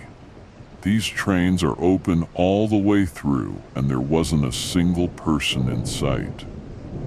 The train had stopped. I wasn't scared at first, just leaned over to check which station we were at. That's when it hit me. I didn't recognize it, and I know that line. There was no station name, no maps, no ads, just a dirty wall stained with what looked like old water damage, and a bench at the far end of the platform. The lights weren't flickering, but they weren't fully on either. Like the bulbs were all half dead. Everything felt abandoned. And the worst part? The doors stayed open, like they were waiting for me, but I didn't move.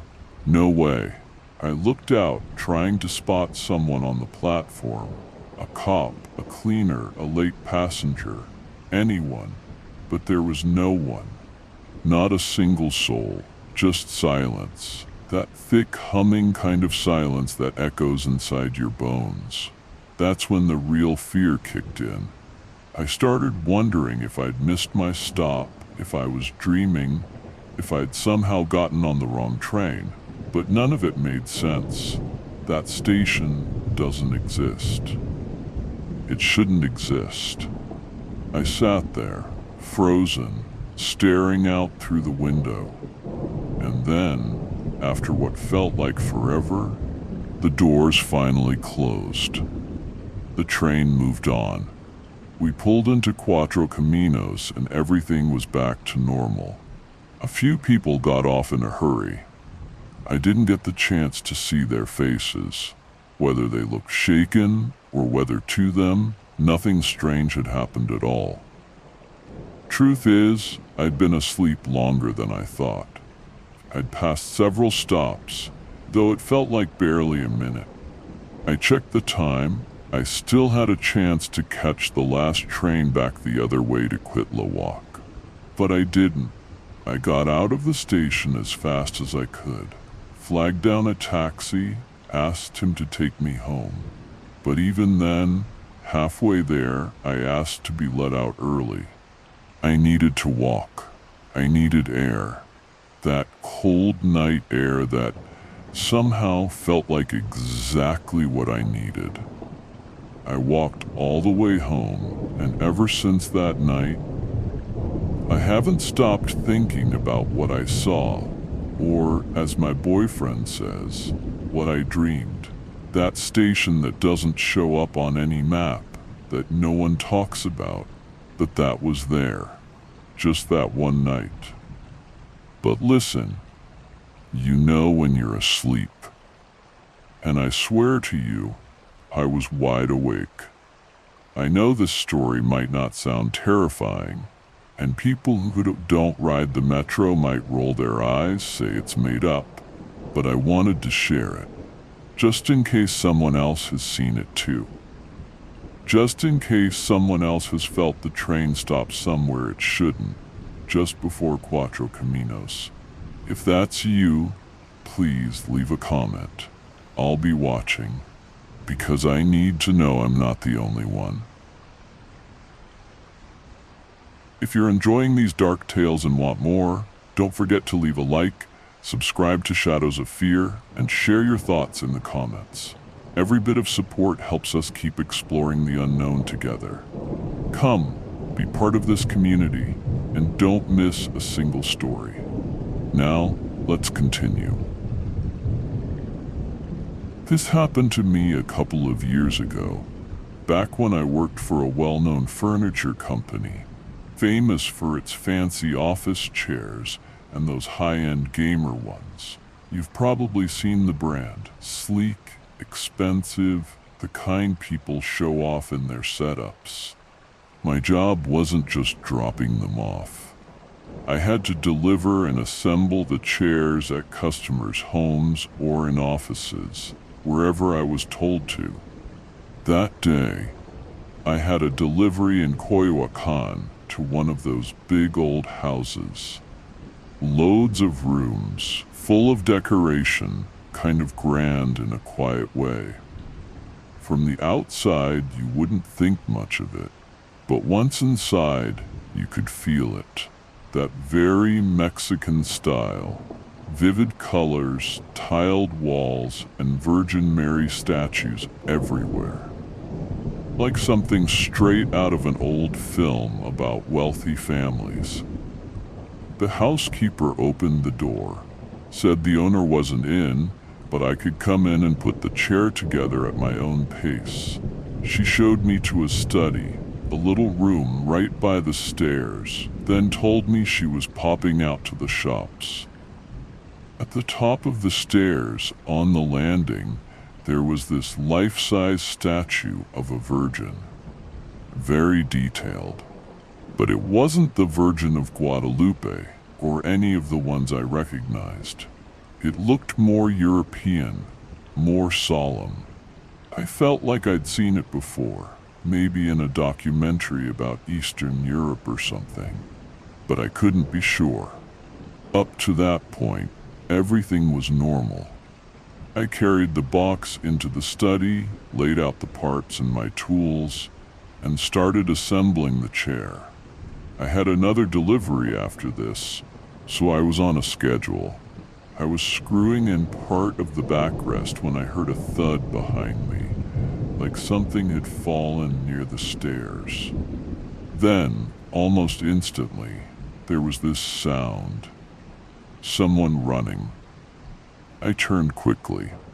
From where I was, I couldn't see the staircase directly, but I could see a bit of the landing upstairs through the railing. And I swear to you, I saw someone run past. Didn't catch much detail, but it looked like they were covering their head, maybe with a towel or blanket. I jumped up, but I didn't leave the study. Honestly, it looked like someone had just stepped out of the shower and was dashing across the hall, except the house was supposed to be empty. Or maybe the housekeeper hadn't left yet, but that couldn't be, because I saw her leave. I went back to the chair and kept working, but something felt off.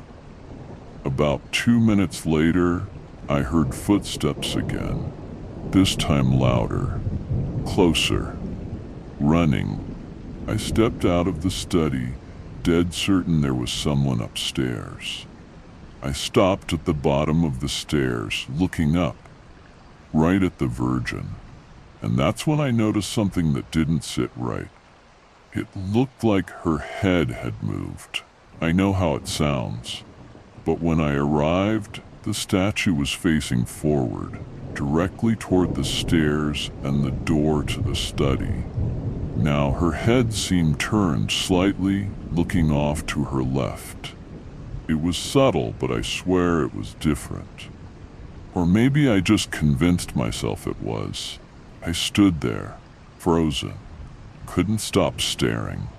That's when the housekeeper came back in, bags in hand, said hello, all cheerful like nothing was wrong. Saw me staring at the statue, didn't say a word, just walked upstairs calmly, opened a small drawer near the statue, pulled out this velvet-wrapped chain, walked over to the Virgin, wrapped the chain around her waist, clicked it shut, like she was fastening a seatbelt. And that was that. She came back down like it was the most ordinary thing in the world. Asked me if I was nearly done. I said yes, almost. I finished the job as quickly as I could and got out without asking anything else. To this day, I don't know what I saw. I don't know if the Virgin really moved or if I imagined it. But what I do know is that ever since then, anytime I had a delivery in one of those big old houses in Coyoacan, I couldn't shake this uneasy feeling. Like maybe, just maybe, it could happen again. And with that, I'll leave you, hoping I never have another story to share. Here, in Shadows of Fear. Now, let's continue.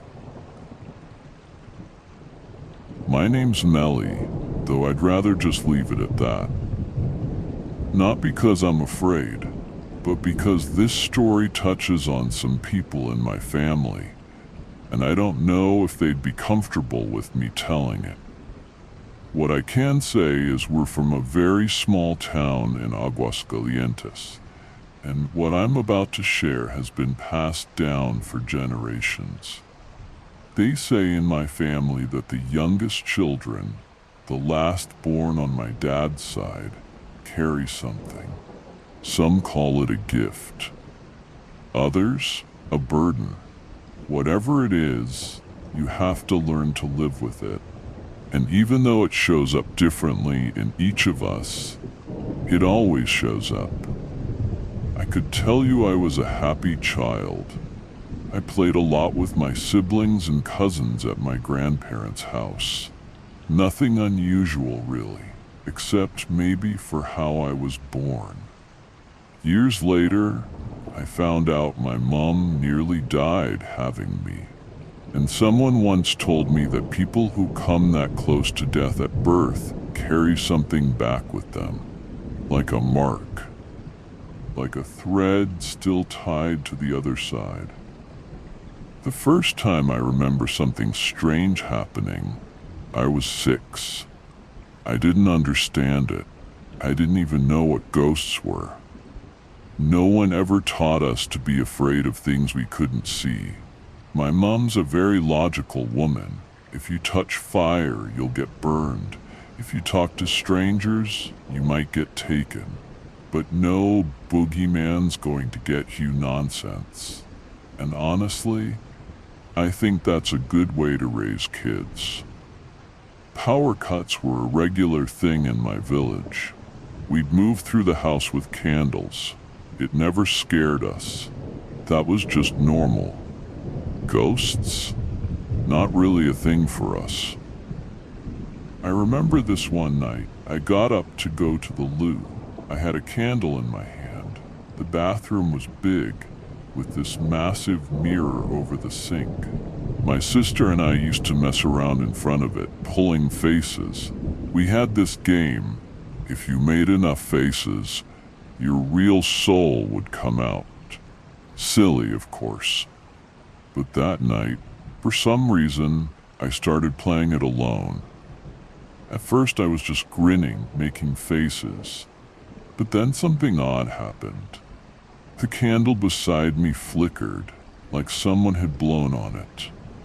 There was no breeze, no open window. I looked in the mirror. My face danced in and out of shadow with the flickering light.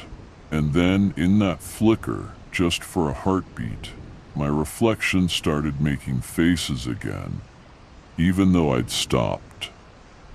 I froze, but then it went back to normal. I reached for the candle to leave, but in another flicker, something else appeared. In the reflection right behind me. A figure. Tall. So tall its head nearly touched the top of the doorway. I couldn't see its face, but it had long hair. It appeared just like that, in a blink. Like a single frame from a film. I spun around, but there was nothing. I looked back at the mirror, and in another flicker, it was there again.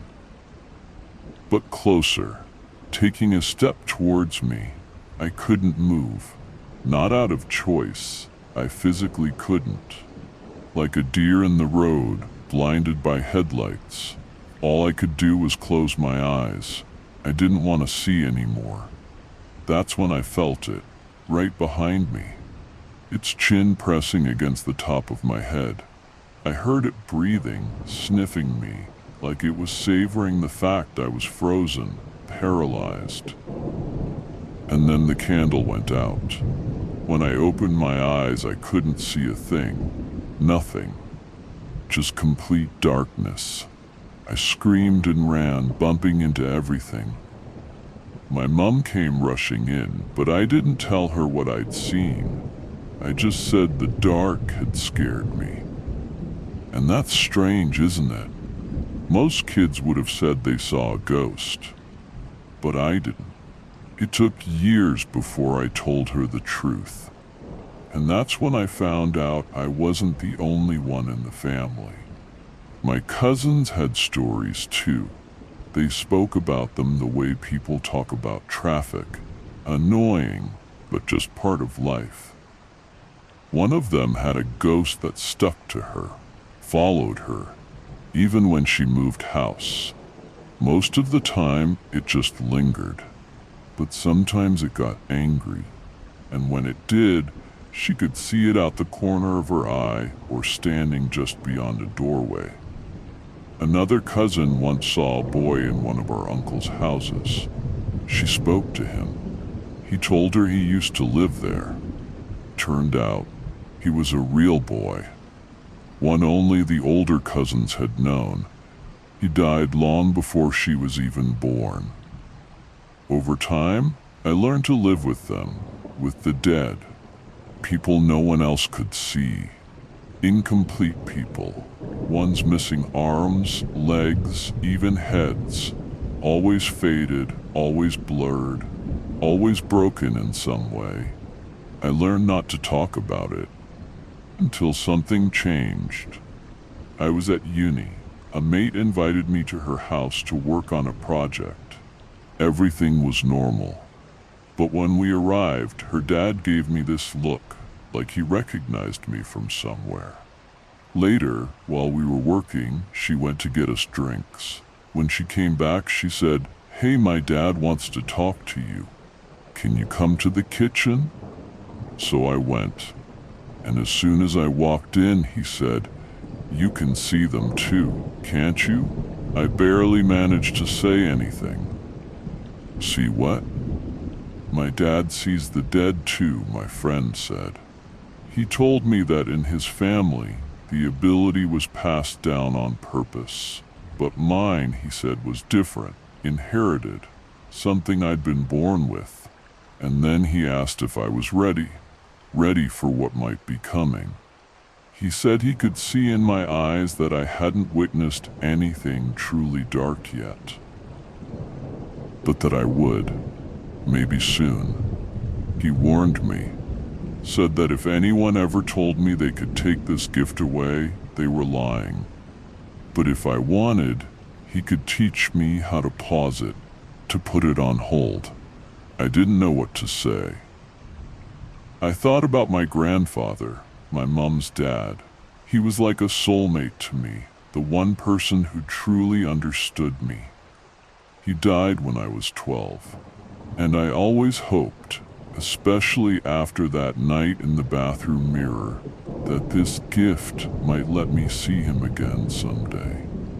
So I told him no.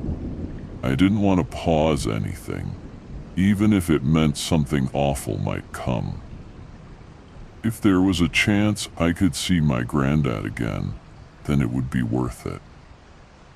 I never told him that I did see him again, that he was right, that the darkness came, just like he said it would, and that when it came, I saw it.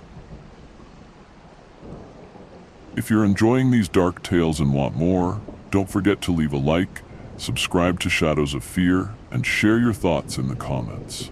Every bit of support helps us keep exploring the unknown together. Come, be part of this community, and don't miss a single story. Now, let's continue.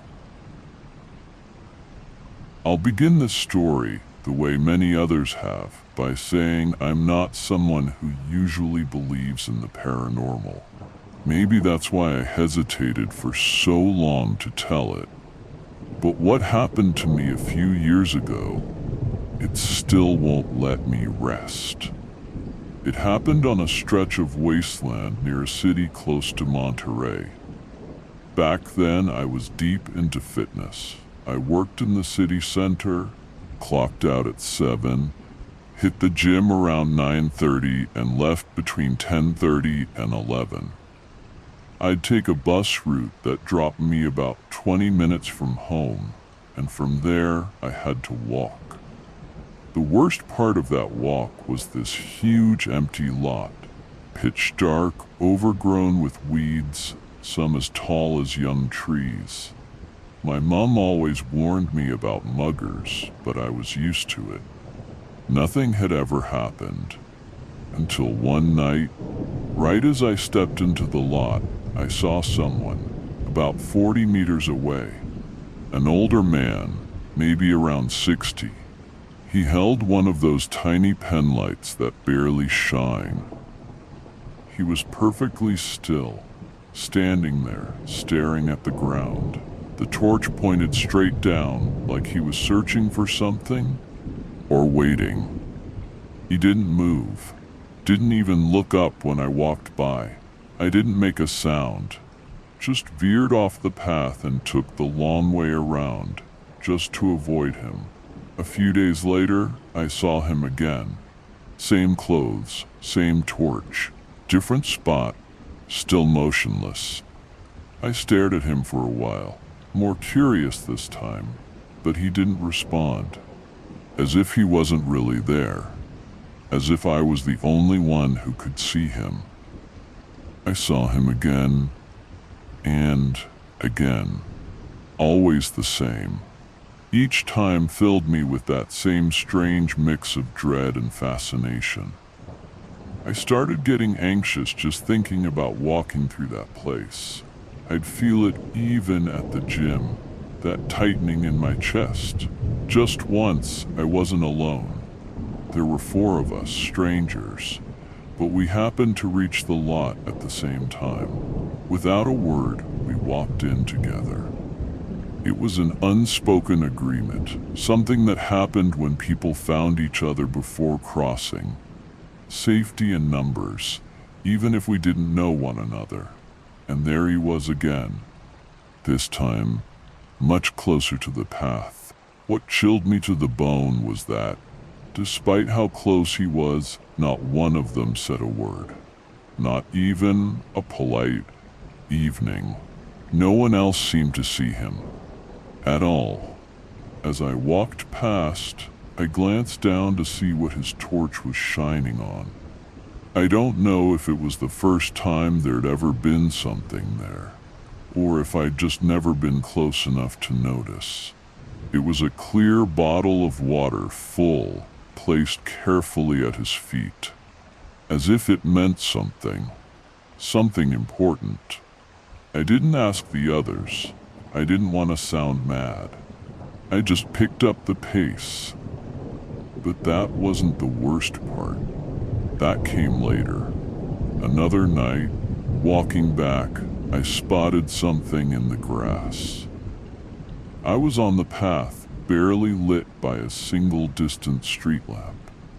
I slowed down. Off to the left, nestled in the overgrown weeds, was what looked like a head. Just sticking out of the grass, I froze.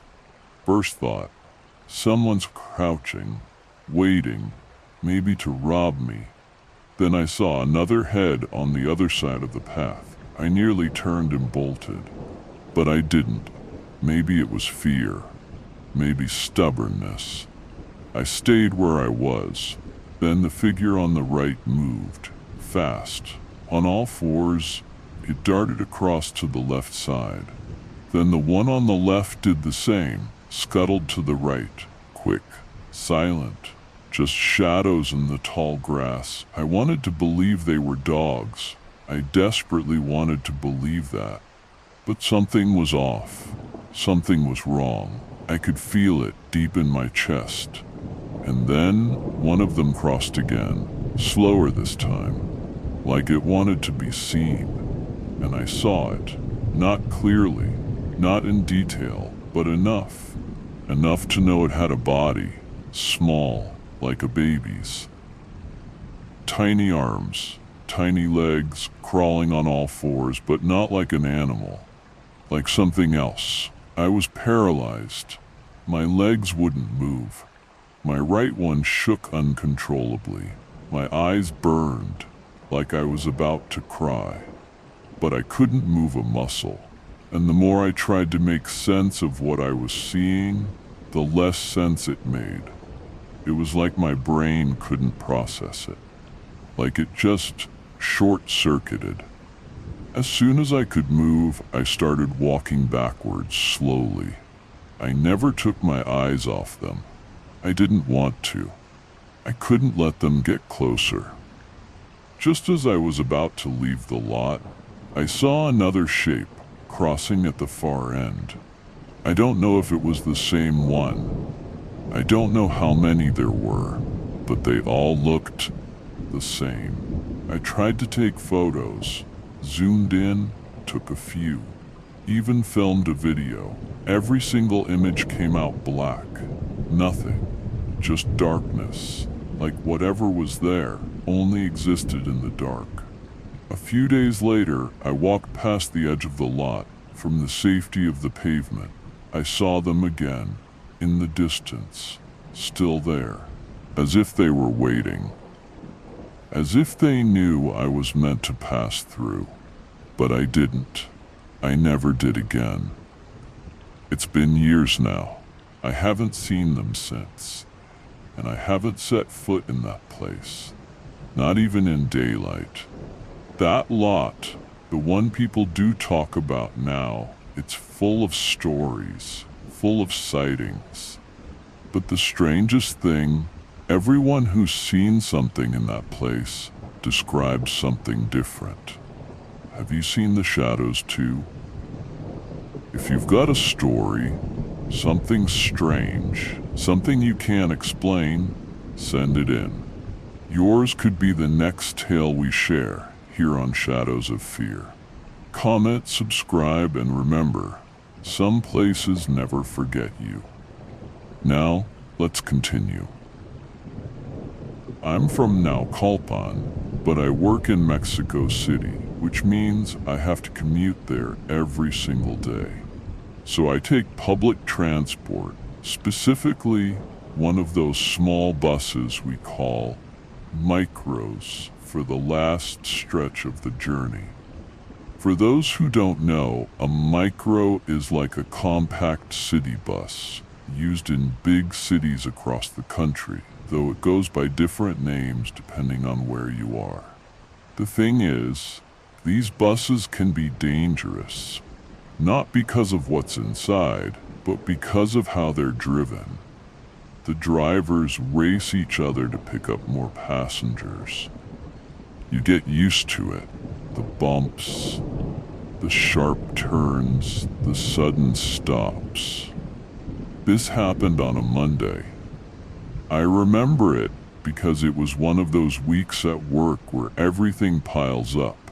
I left the office late, rushed to catch the metro, then the micro. I was exhausted and just hoping to get a bit of sleep before doing it all over again the next day.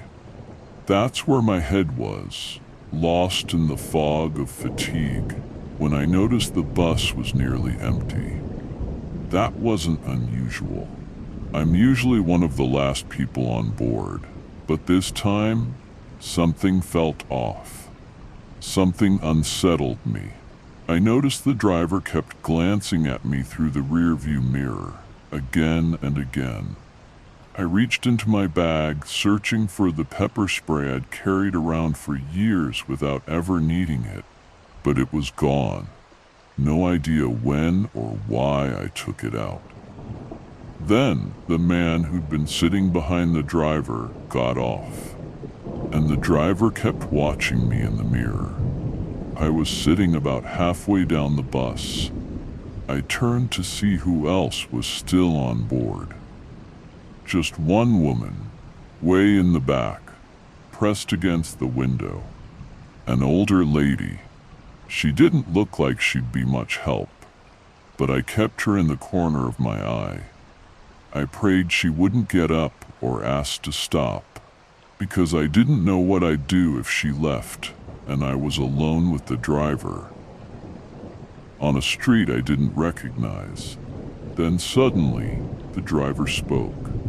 "Hey, miss, why don't you come sit up closer?" His voice sent a chill down my spine. I told him I was fine, that I'd be getting off soon anyway. I kept catching glimpses of his eyes in the mirror. They looked more anxious with every glance. My heart was racing. I needed to move, so I stood up and started walking to the back, to sit near the woman by the rear door. But when I got there, she was gone. Gone. I froze. She hadn't looked strange. Just a woman, an old woman, eyes closed, resting. My breath caught in my throat. I let out a small scream. The driver slammed the brakes. He shouted at me to get off the bus. He got out first and called for me to follow. "Don't stay in there alone," he said. I ran to him. He was stocky, sweating, clearly shaken. And that anxious look I'd thought was threatening, it was something else entirely. It was fear, raw, helpless fear. "She wasn't really there," he told me. "Did you see that? She just appeared. That's the second time I've seen her get on."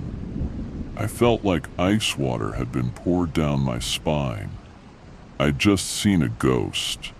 I didn't know what to say.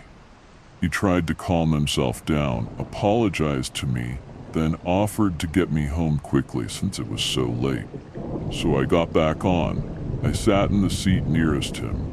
I didn't dare look behind me, but he did.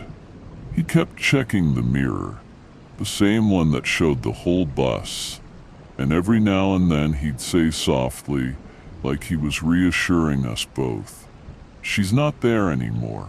She's gone. No one else is here." I got home safe that night, but I was shaking.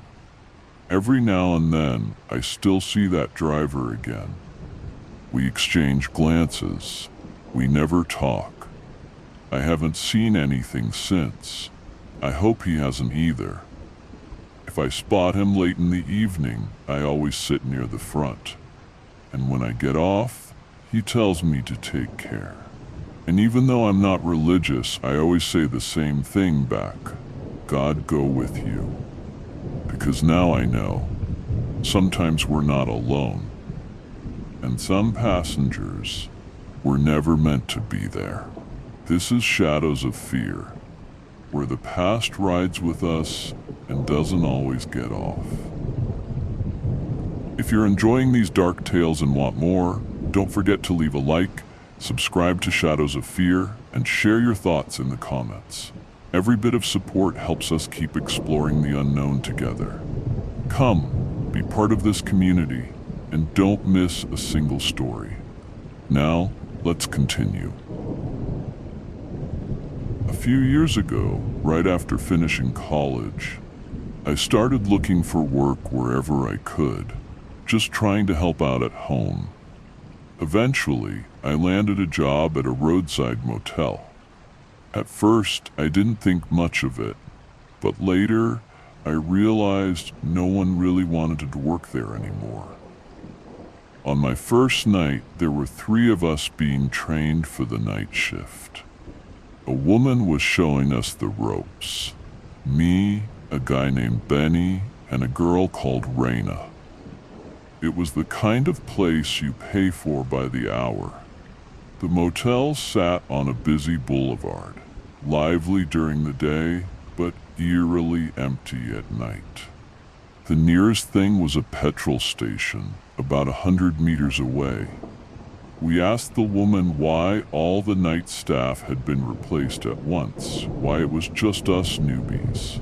That's when she told us something awful had happened in one of the rooms. Something terrible. A crime. Room 45. It wasn't to be rented out, not even if the place was completely full. We figured maybe the police were still involved somehow. So we started our shift, trying to act normal. Only 2 rooms were occupied.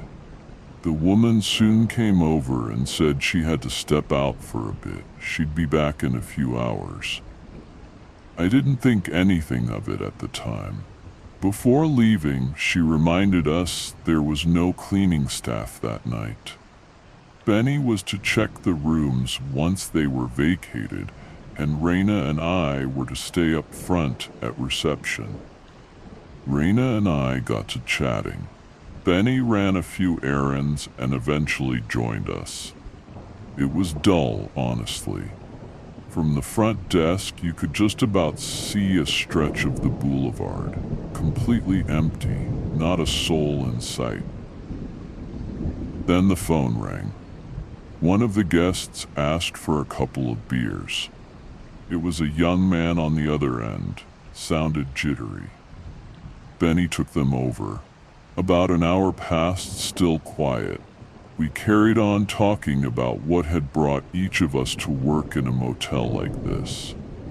Different paths, but oddly similar stories, enough to feel like we understood one another. The phone rang again. Same room, same voice, asking for another couple of beers, even more nervous this time. Raina decided she'd go, even though it wasn't her turn. When she came back, she was a bit amused. She said she'd caught a glimpse of the lad and his companion, a woman, much older than him. Said he looked incredibly shy, like it was his first time doing something like this. Benny and I had a laugh. We were probably about his age ourselves. Then the phone rang again. We chuckled, expecting yet another drinks order. Raina picked up. "Reception, how can I help you?" Then again, "Reception, good evening. Can I get you anything else?" She was smiling, picturing that same awkward lad. But then I noticed something. The light on the phone? It wasn't coming from his room. It was coming from room 45. I motioned to Raina. Benny was standing with us. The 3 of us froze. There was breathing on the line. And then it hung up. Technically, Benny's job was to check the rooms, but there was no way we were letting him go alone. We were all too scared to split up. So we went together through the back corridor where the guest room doors lined the wall. We stopped at the one that led to room 45. The door was shut. The air smelled thick with dust. No one had been in there for a long time. It was dark, but you could feel it. Someone or something was in there. We went back to reception. Benny picked up his things, looked us dead in the eye, and said there was no way he was staying. Just like that, 2 hours into his first shift, he left. We watched him disappear down that empty boulevard. It was creepy, sure, but probably not as creepy as staying behind. I turned to Raina, asked what she wanted to do. She said she wouldn't be coming back the next night, but that she couldn't just walk out mid-shift either. So we messaged the woman who'd trained us, told her what happened, that Benny had walked, that we were shaken. She replied, said if we waited a little longer for her to return, one of us could leave. The other could stay on just to help close the shift, and she'd pay us both for a few days' work. In the end, we stayed. Nothing else happened that night. The woman didn't explain anything, but something in her tone told us this wasn't the first time, and it wouldn't be the last. We finished the shift, but neither of us ever came back. I never saw Raina or Benny again. The motel eventually shut down. Sometime later I passed by. It was open again. Refurbished. Different name. But I wonder, do things like that fade with time? Or does something still linger in that place? Does room 45 still whisper at night? Have you ever worked somewhere with a secret? Have you felt that cold, watching presence in a room that should have been empty? Let us know in the comments. Your story might just become the next one we tell. Here, on Shadows of Fear. Now, let's continue. This story isn't the most spectacular thing you'll ever hear, and I doubt it's the scariest either, but I'll let you be the judge of that. It happened at the start of 2024. My girlfriend's uncle came to visit us. He lives in a village about 3 hours away from the city, and he owns a couple of cabins that he rents out seasonally through one of those apps. Before heading to the airport, he was traveling abroad for a few months. He handed us the keys to one of the cabins, told us we could go whenever we liked. The only thing was, the heating wasn't working at the time, which is why he hadn't listed it on Airbnb recently. Back then, I was going through a rough patch.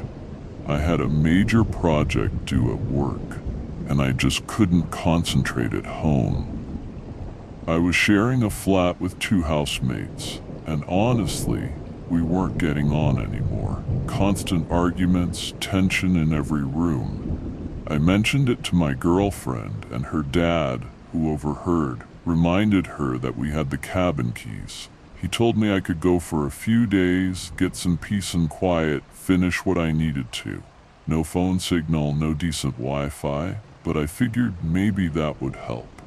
Complete disconnection. Just me and the words. So I said yes. I plugged the address into my sat-nav and drove out there. The place was remote. I mean, properly remote. Not just far from the city, but even the village felt like a distant memory by the time I arrived. No neighbors, no shops, not even the main road within sight. The little signal they mentioned? More like none. Every now and then my phone would briefly connect, just enough to dump a pile of messages at once. I'd try replying, but they'd sit there for minutes before actually going through. I opened the windows to air the place out. It smelled of dust and old wood, but I'm not fussy with things like that. I unpacked, opened my laptop, tried to get some work done, but I was so tired. From the trip, from everything, I must have dozed off right there at the desk, head on the keyboard, until my phone rang. Unknown number. I hesitated, then answered. There was a voice, strange, quiet, and slow. It said, "Don't try to close the windows." Cold. I felt it, all down my spine. I turned to look. The windows were still wide open. I got up and shut them straight away, but I couldn't wrap my head around it. Who had called me? There was no one around. Literally no one. No signal. No people. No way anyone could have known I was there, except my girlfriend and her dad, and they wouldn't have done something like that. I locked everything up, packed my things, got in the car, and drove back to the village. Found a tiny hotel and stayed there. Not much, but at least I could focus. I finished the project over the next 2 days. I never told my girlfriend I couldn't spend even a single night in that cabin. She still mentions it sometimes. Says we should go for a weekend, that she's still got the spare keys, that the invitation's still open.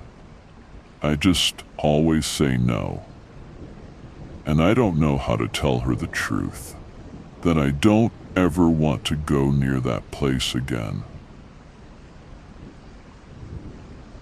If you're enjoying these dark tales and want more, don't forget to leave a like, subscribe to Shadows of Fear, and share your thoughts in the comments. Every bit of support helps us keep exploring the unknown together. Come, be part of this community, and don't miss a single story. Now, let's continue. What I'm about to tell you happened shortly after we stayed over at my mom's cousin's place because of a family emergency. It wasn't far, but some unexpected things happened that kept us with relatives until very late. They decided it'd be best if we stayed nearby, in the house just around the back alley. I ended up sleeping in the kids' room, but that night, the kids weren't there. They told me to make myself comfortable, and that if I needed anything, my mom would be in the next room. The room itself was fine, but there was something about it that really unsettled me. The window looked out onto the backyard of a Christian church. It was a tiny patch of ground, some dry grass, and a metal gate. I pulled the thick, heavy curtains closed, the kind that block out all the light. I don't like those curtains. I hate waking up in the morning not being able to see any daylight, but that night, I preferred shutting them tight rather than staring at that view that somehow just made me uneasy. There's something about churches, no matter the religion, that scares me at night. The way they're full of people during the day, praising God, but come nightfall, empty and silent. It feels like they turn into the opposite of what they are. Maybe it's just me. I closed the window, turned off the light, and tried to sleep. Morning came, and I woke up hearing the sound of a kid playing, like he was running around right behind the window in the churchyard, laughing, playing alone, making noises like with a toy car. I was lying there with my eyes shut, not wanting to open them yet, just wanting to fall back asleep. but the kid wouldn't stop making noise. Then I heard a woman come near. She started scolding him, soft at first, then louder and angrier. She was yelling at him badly, really harsh. Then I heard thumps. I got mad. I got up and went to open the curtain. I wanted that woman to see that someone was listening, that she wasn't alone, that she should stop. But as soon as I touched the curtain and pulled it up, everything stopped. Silence. When I opened it fully, I realized it was still night. Right in front of me was that churchyard, pitch dark. Not a soul in sight. I went straight to my mom's room. I didn't say a word, just asked if I could stay with her. And even though she didn't ask me anything, the next day she told me she never liked sleeping in that house, that it always gave her weird vibes. Only then did I tell her what had happened. My mom said that in some places, on certain nights, you can hear the voices of the dead. If you're enjoying these dark tales and want more, don't forget to leave a like, subscribe to Shadows of Fear, and share your thoughts in the comments. Every bit of support helps us keep exploring the unknown together. Come, be part of this community, and don't miss a single story. Now, let's continue. This story happened to me recently. It was very brief, but I still can't find any explanation for it. Even though the object I think caused it is no longer here, I keep wondering if maybe it wasn't the object itself that was wrong. Maybe it was this place. So I'm writing here to see what you all think. It all started with my daughter, who's 7 years old. She's a very sweet, calm, imaginative girl, genuinely kind-hearted. She's never been afraid of being alone. She'd spend time in her room, playing, falling asleep without any trouble. But then she started saying strange things. At first, I didn't take it seriously. She told me she didn't want to go to the bathroom alone, didn't want to brush her teeth there, and preferred to do it in my room instead. I thought maybe she was just being lazy or trying to avoid brushing, but it wasn't just once or twice anymore. It became every single night. She'd take her toothbrush, cup, toothpaste, everything, and come into my bathroom. I asked her what was wrong. She said her reflection was saying nasty things to her in the mirror. I told her that was impossible. Reflections can't talk. Maybe she dreamed it, or it was just her imagination. But she wouldn't listen. Like what I said made no sense at all. Then she started sleeping badly, waking up in the middle of the night and coming into my bed. Eventually, she just stayed there to sleep. She always took her little blanket, her toys, and she didn't want to go back to her room. I wanted to comfort her, so I told her I'd sleep with her that night, that I'd make sure nothing would happen. And I did. That night I lay down beside her in her little bed. She fell asleep quickly, and I was drifting off too, but something woke me up. It was a soft tapping, like someone lightly tapping on glass, twice. I opened my eyes, confused, thinking my daughter had gotten up, but when I turned, she was right there beside me. I sat up slowly. The bathroom door was open, and through it, I saw something. A figure, a girl exactly like my daughter, peering out from the darkness of the bathroom, hands pressed against the mirror glass, watching silently.